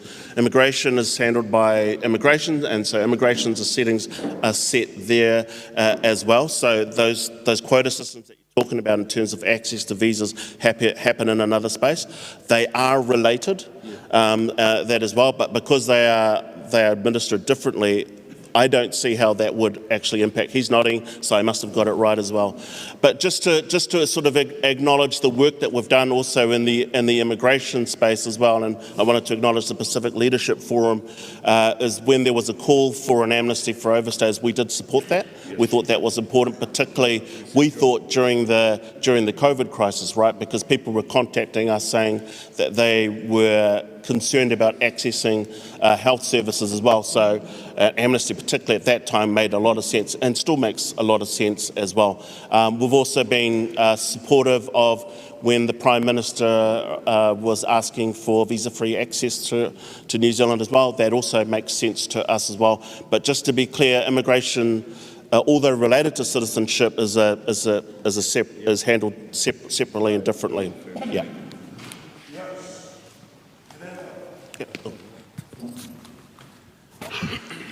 For your information, Tuiono catches a flight at 6 o'clock.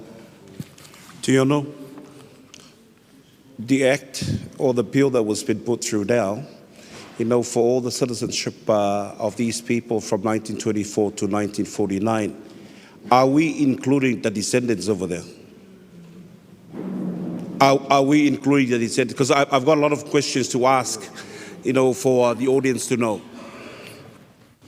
The gray line, the gray area of, are we descendants of? Yeah, that is the grey area. So the policy intention is, first of all, for the elders. And so the way that the bill is structured, it repeals the Western Samoa Citizenship Act because it's unjust and unfair and, I'll be honest, racist, so we've got to remove it. But it also references that act as well. And in that act, it actually specifies those people that were British subjects who then became New Zealand citizens. And it does drop down to descendants. But the way that the grant can be administered in order for people to actually apply, that's what we need to be discussing at the Select Committee. So I actually would like to hear people's views on that, but the focus, I think, first of all, should be on the elder generation. Okay. Sorry, final question from you. The reason why I'm asking about this one here is because that the Privy Council order, it's directed to those people who were born from there to 49 and their descendants. But if you also look at 1970, when the Treaty of Friendship was established on the 1st of August 1962. They have bring up the Samoan quota in 1970. But in that quota, that we've been having residents to come to New Zealand. And in 1982, on the 21st of August, the Treaty of Friendship has rewritten again. That rewritten of that, when you become a resident of New Zealand, then you arrived here and you automatically can apply for citizenship of New Zealand by grant. What I'm asking you, is this going to be repealed out of the 1982 Act or the Protocol Act, if ever, that we are going back for 1924 to 1949, people who were born there as citizens by rights? Because there are two different things there, by rights and by grant. So what I'm asking is, we have to look at it because the quota, it's clearly spelled there, the relationship between two countries, the relationship. So that's the reason why they formed the quota in 1970. Why I'm asking is this going to be affected? Because immigration and internal affairs works together hand by hand. And that's the reason why I'm asking whether this bill will affect those things so that our quota won't be carried forward from here to here on other generations to come. You know what I'm saying? Yeah.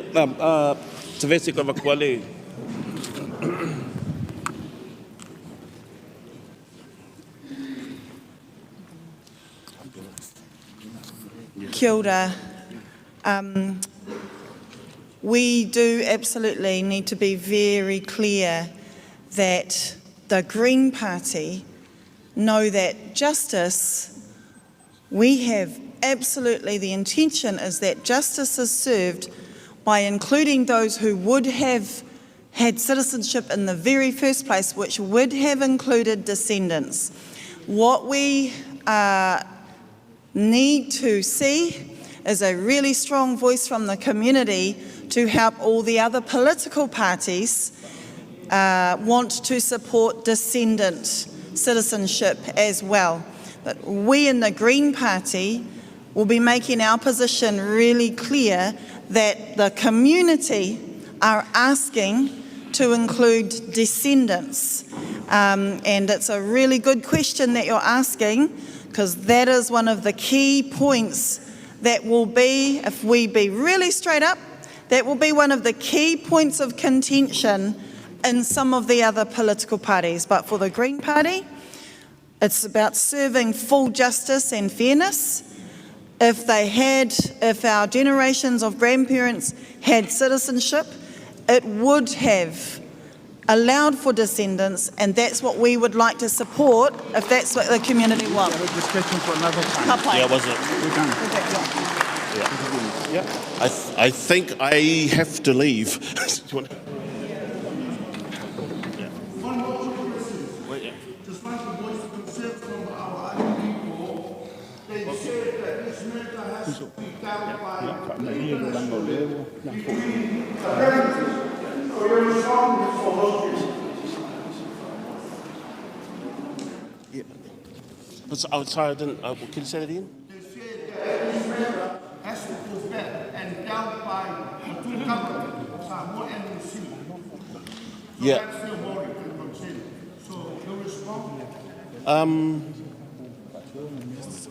Yeah. It's fine. Yes. Okay. So what I would say to that, I mean, the way that the grant is set up is that separate, but the way that if it impacted the Treaty of Friendship, well then that would have to be a discussion between government to government. But it really depends on what we hear from the community and whether that will need to actually form part of the bill. So the bill itself can actually be amendment. There can be amendments made to the bill, but we just need to make sure that we can hear those submissions clearly when you come to the select committee. Can I add something? Yeah. What's it? Arohamai, just to add something, as with any issue regarding, and I'm coming here with my immigration hat, the bilateral conversations between governments will naturally happen. This doesn't have to stop whether Parliament supports the bill. And so those bilateral conversations will be natural part of the process should the bill come to fruition. We are happy with those bilateral conversations to be happen, but that shouldn't stop politicians from supporting Teanau's bill. We are thankful so much about that.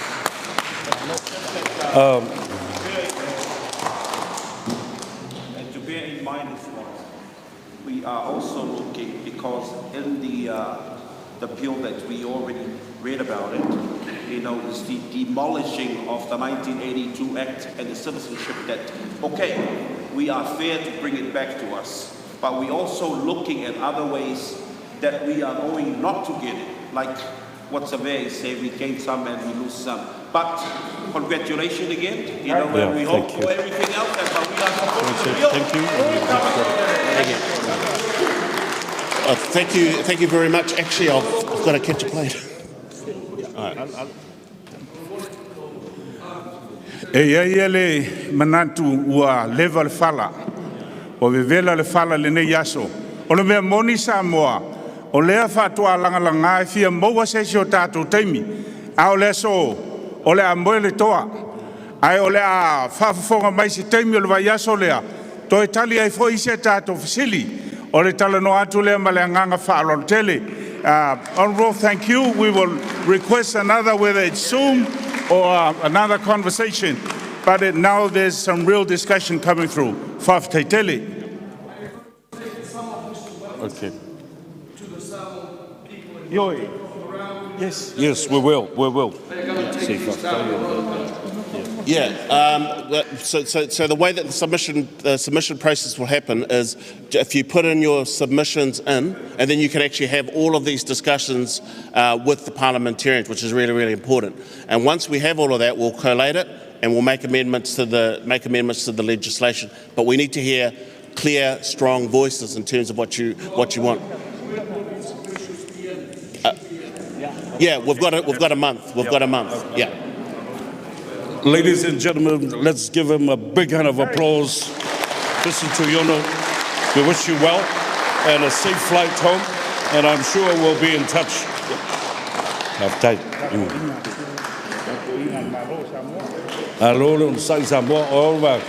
We're not here to attack. We're here to listen carefully, and this is how the questions and the thinking around this issue is generated. But we want to thank you, Marama. But before I do that, I want to malangang falolo itamal malo la ufionga ile komsina hai komsino tato malo e siasa tato Feiloai. A few mai faise fam yanga mo Samoa. Ia fa perfo ile fionga ya Marama Davidson male. A fionga to mai tai fai pulo na failo tato soa. Tato Lulu limbaile ma fatto fama le ngang falwan of your mayor. La ufionga fascina.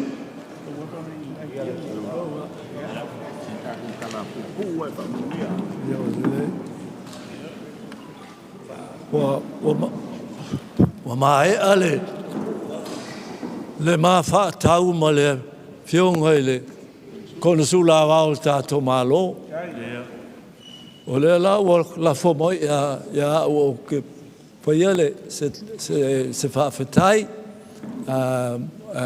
le ngatel tato tunu ia fa be fo ia tato malo fa lolongia mo mua no fa pe atu le sa fisilingia le Treaty of Friendship e le tal tunu ngai le afaina le Treaty of Friendship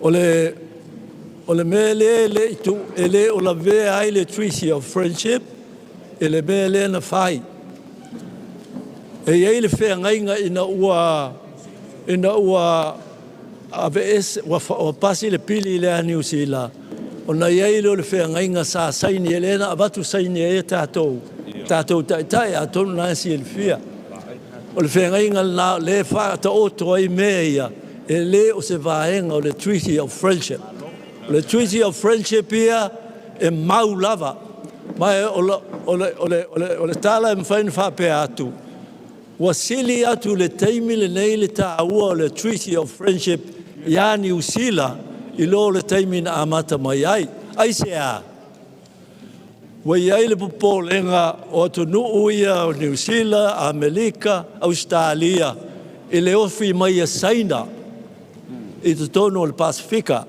ma i nala o le o toi whata ua i le Treaty of Friendship ona o toi wha malo si ai ia le tātou whainga malo so whatasi ma New Zealand ai mo le teimi nei ia le a whai atu se mātou tala honourable member of Parliament and co-leader of the Green Party. It's my pleasure and honor to say a few words to thank you all very much on behalf of the Samoan community here and the leaders here, all the leaders here. I'd like on their behalf to thank you all very much for not only for coming today, but for all the work you've been doing for this. And I think you can see that there is support for it and a lot of appreciation for that. So we thank you and offer you every form of support. I believe, having listened to the very short discussion here, that there is it's important to have a lot more discussion. And I think it's most likely, and also not only to explain, but also very importantly, to prepare submissions. I think that is very, very important. And so I think that is an area where you could help with the community here.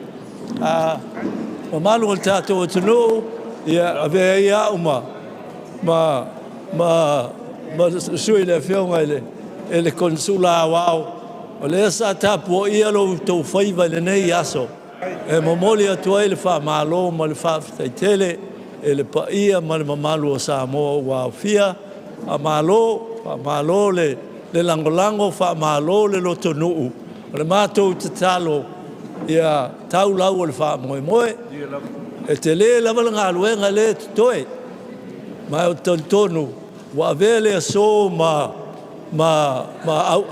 amatanga na ngā luenga ia o lo ava noa pea a tātou ofisa e so ani mai i se ngā luenga whai al tātou al malu al tātou o tunu sa ia lesi sa fasili pe o le tau popole pe i le vāo malo i le mata upulu nei whapea tu la utali o le mata upulu nei i le mamalu o tātou o lo i New Zealand o le nā lātou te whaia i le lātou a ia te tau whaata ngata New Zealand e le o a fia al tātou malo o le upumo i ala ai o le a ia te tau le mamalu o le tātou o tunuu le a fio ma i New Zealand o le whaatino ele ia le mata upu nei o le mātou sao iai, ofisa le tātou mālo,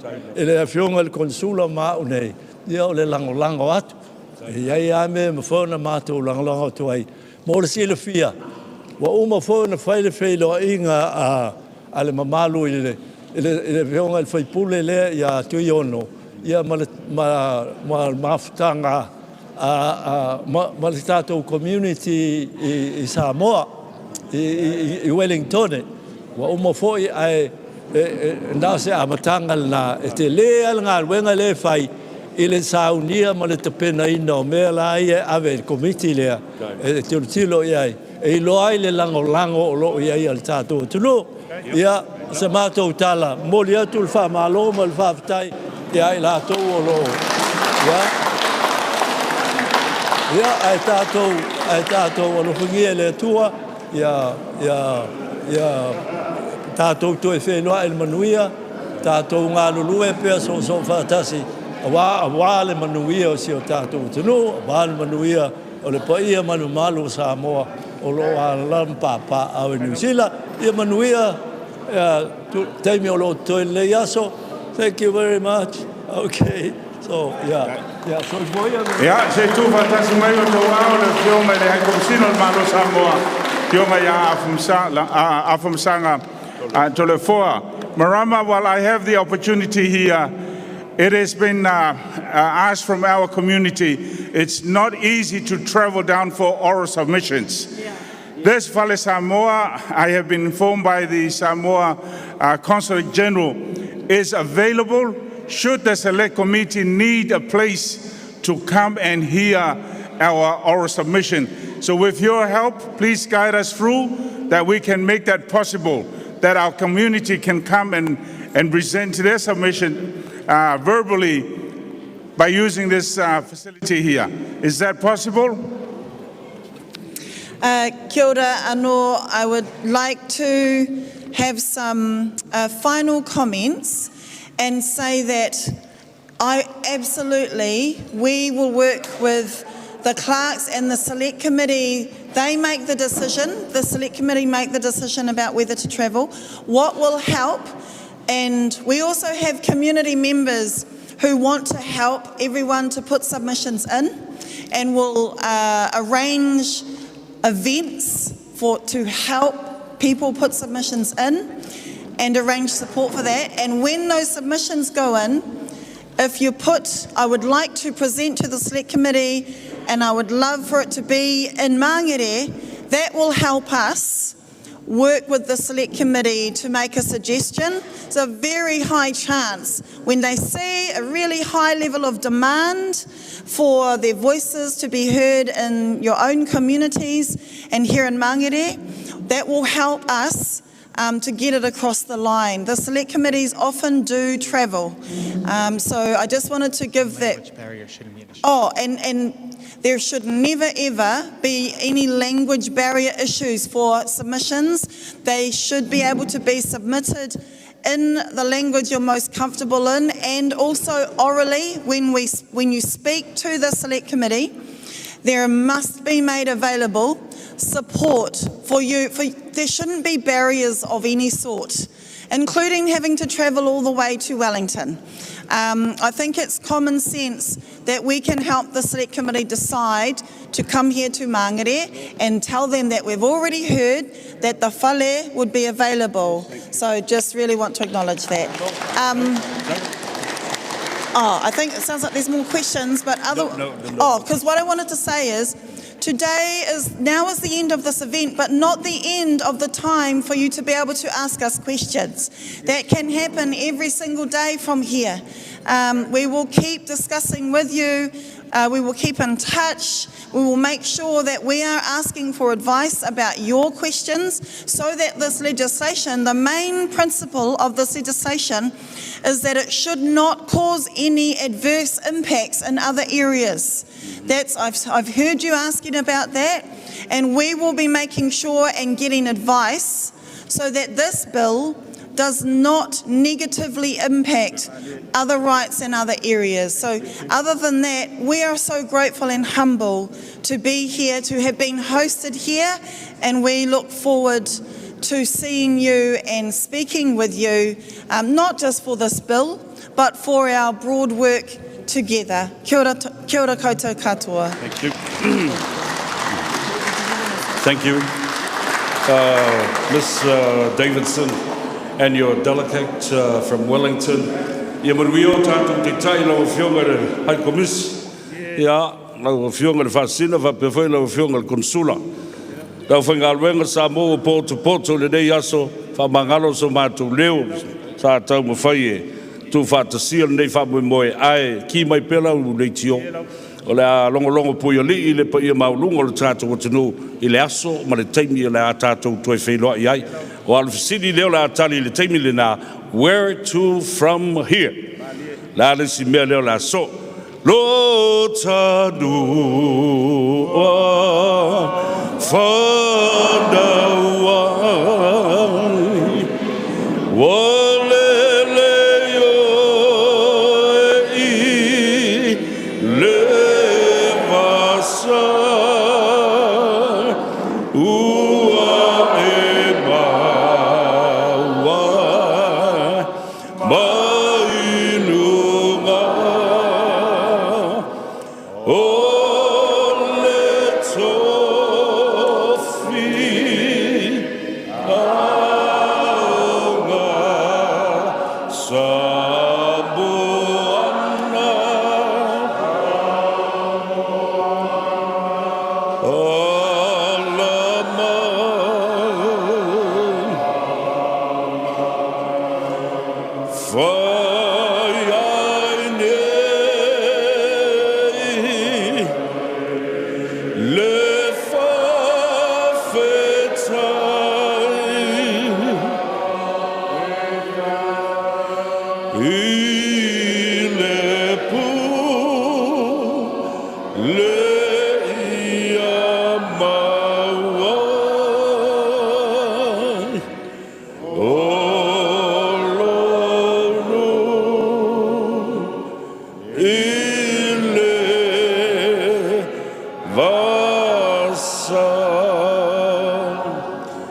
Mai se whapianga le nā mō le tātou mawhitanga le nei aso e vi ai le tua hip.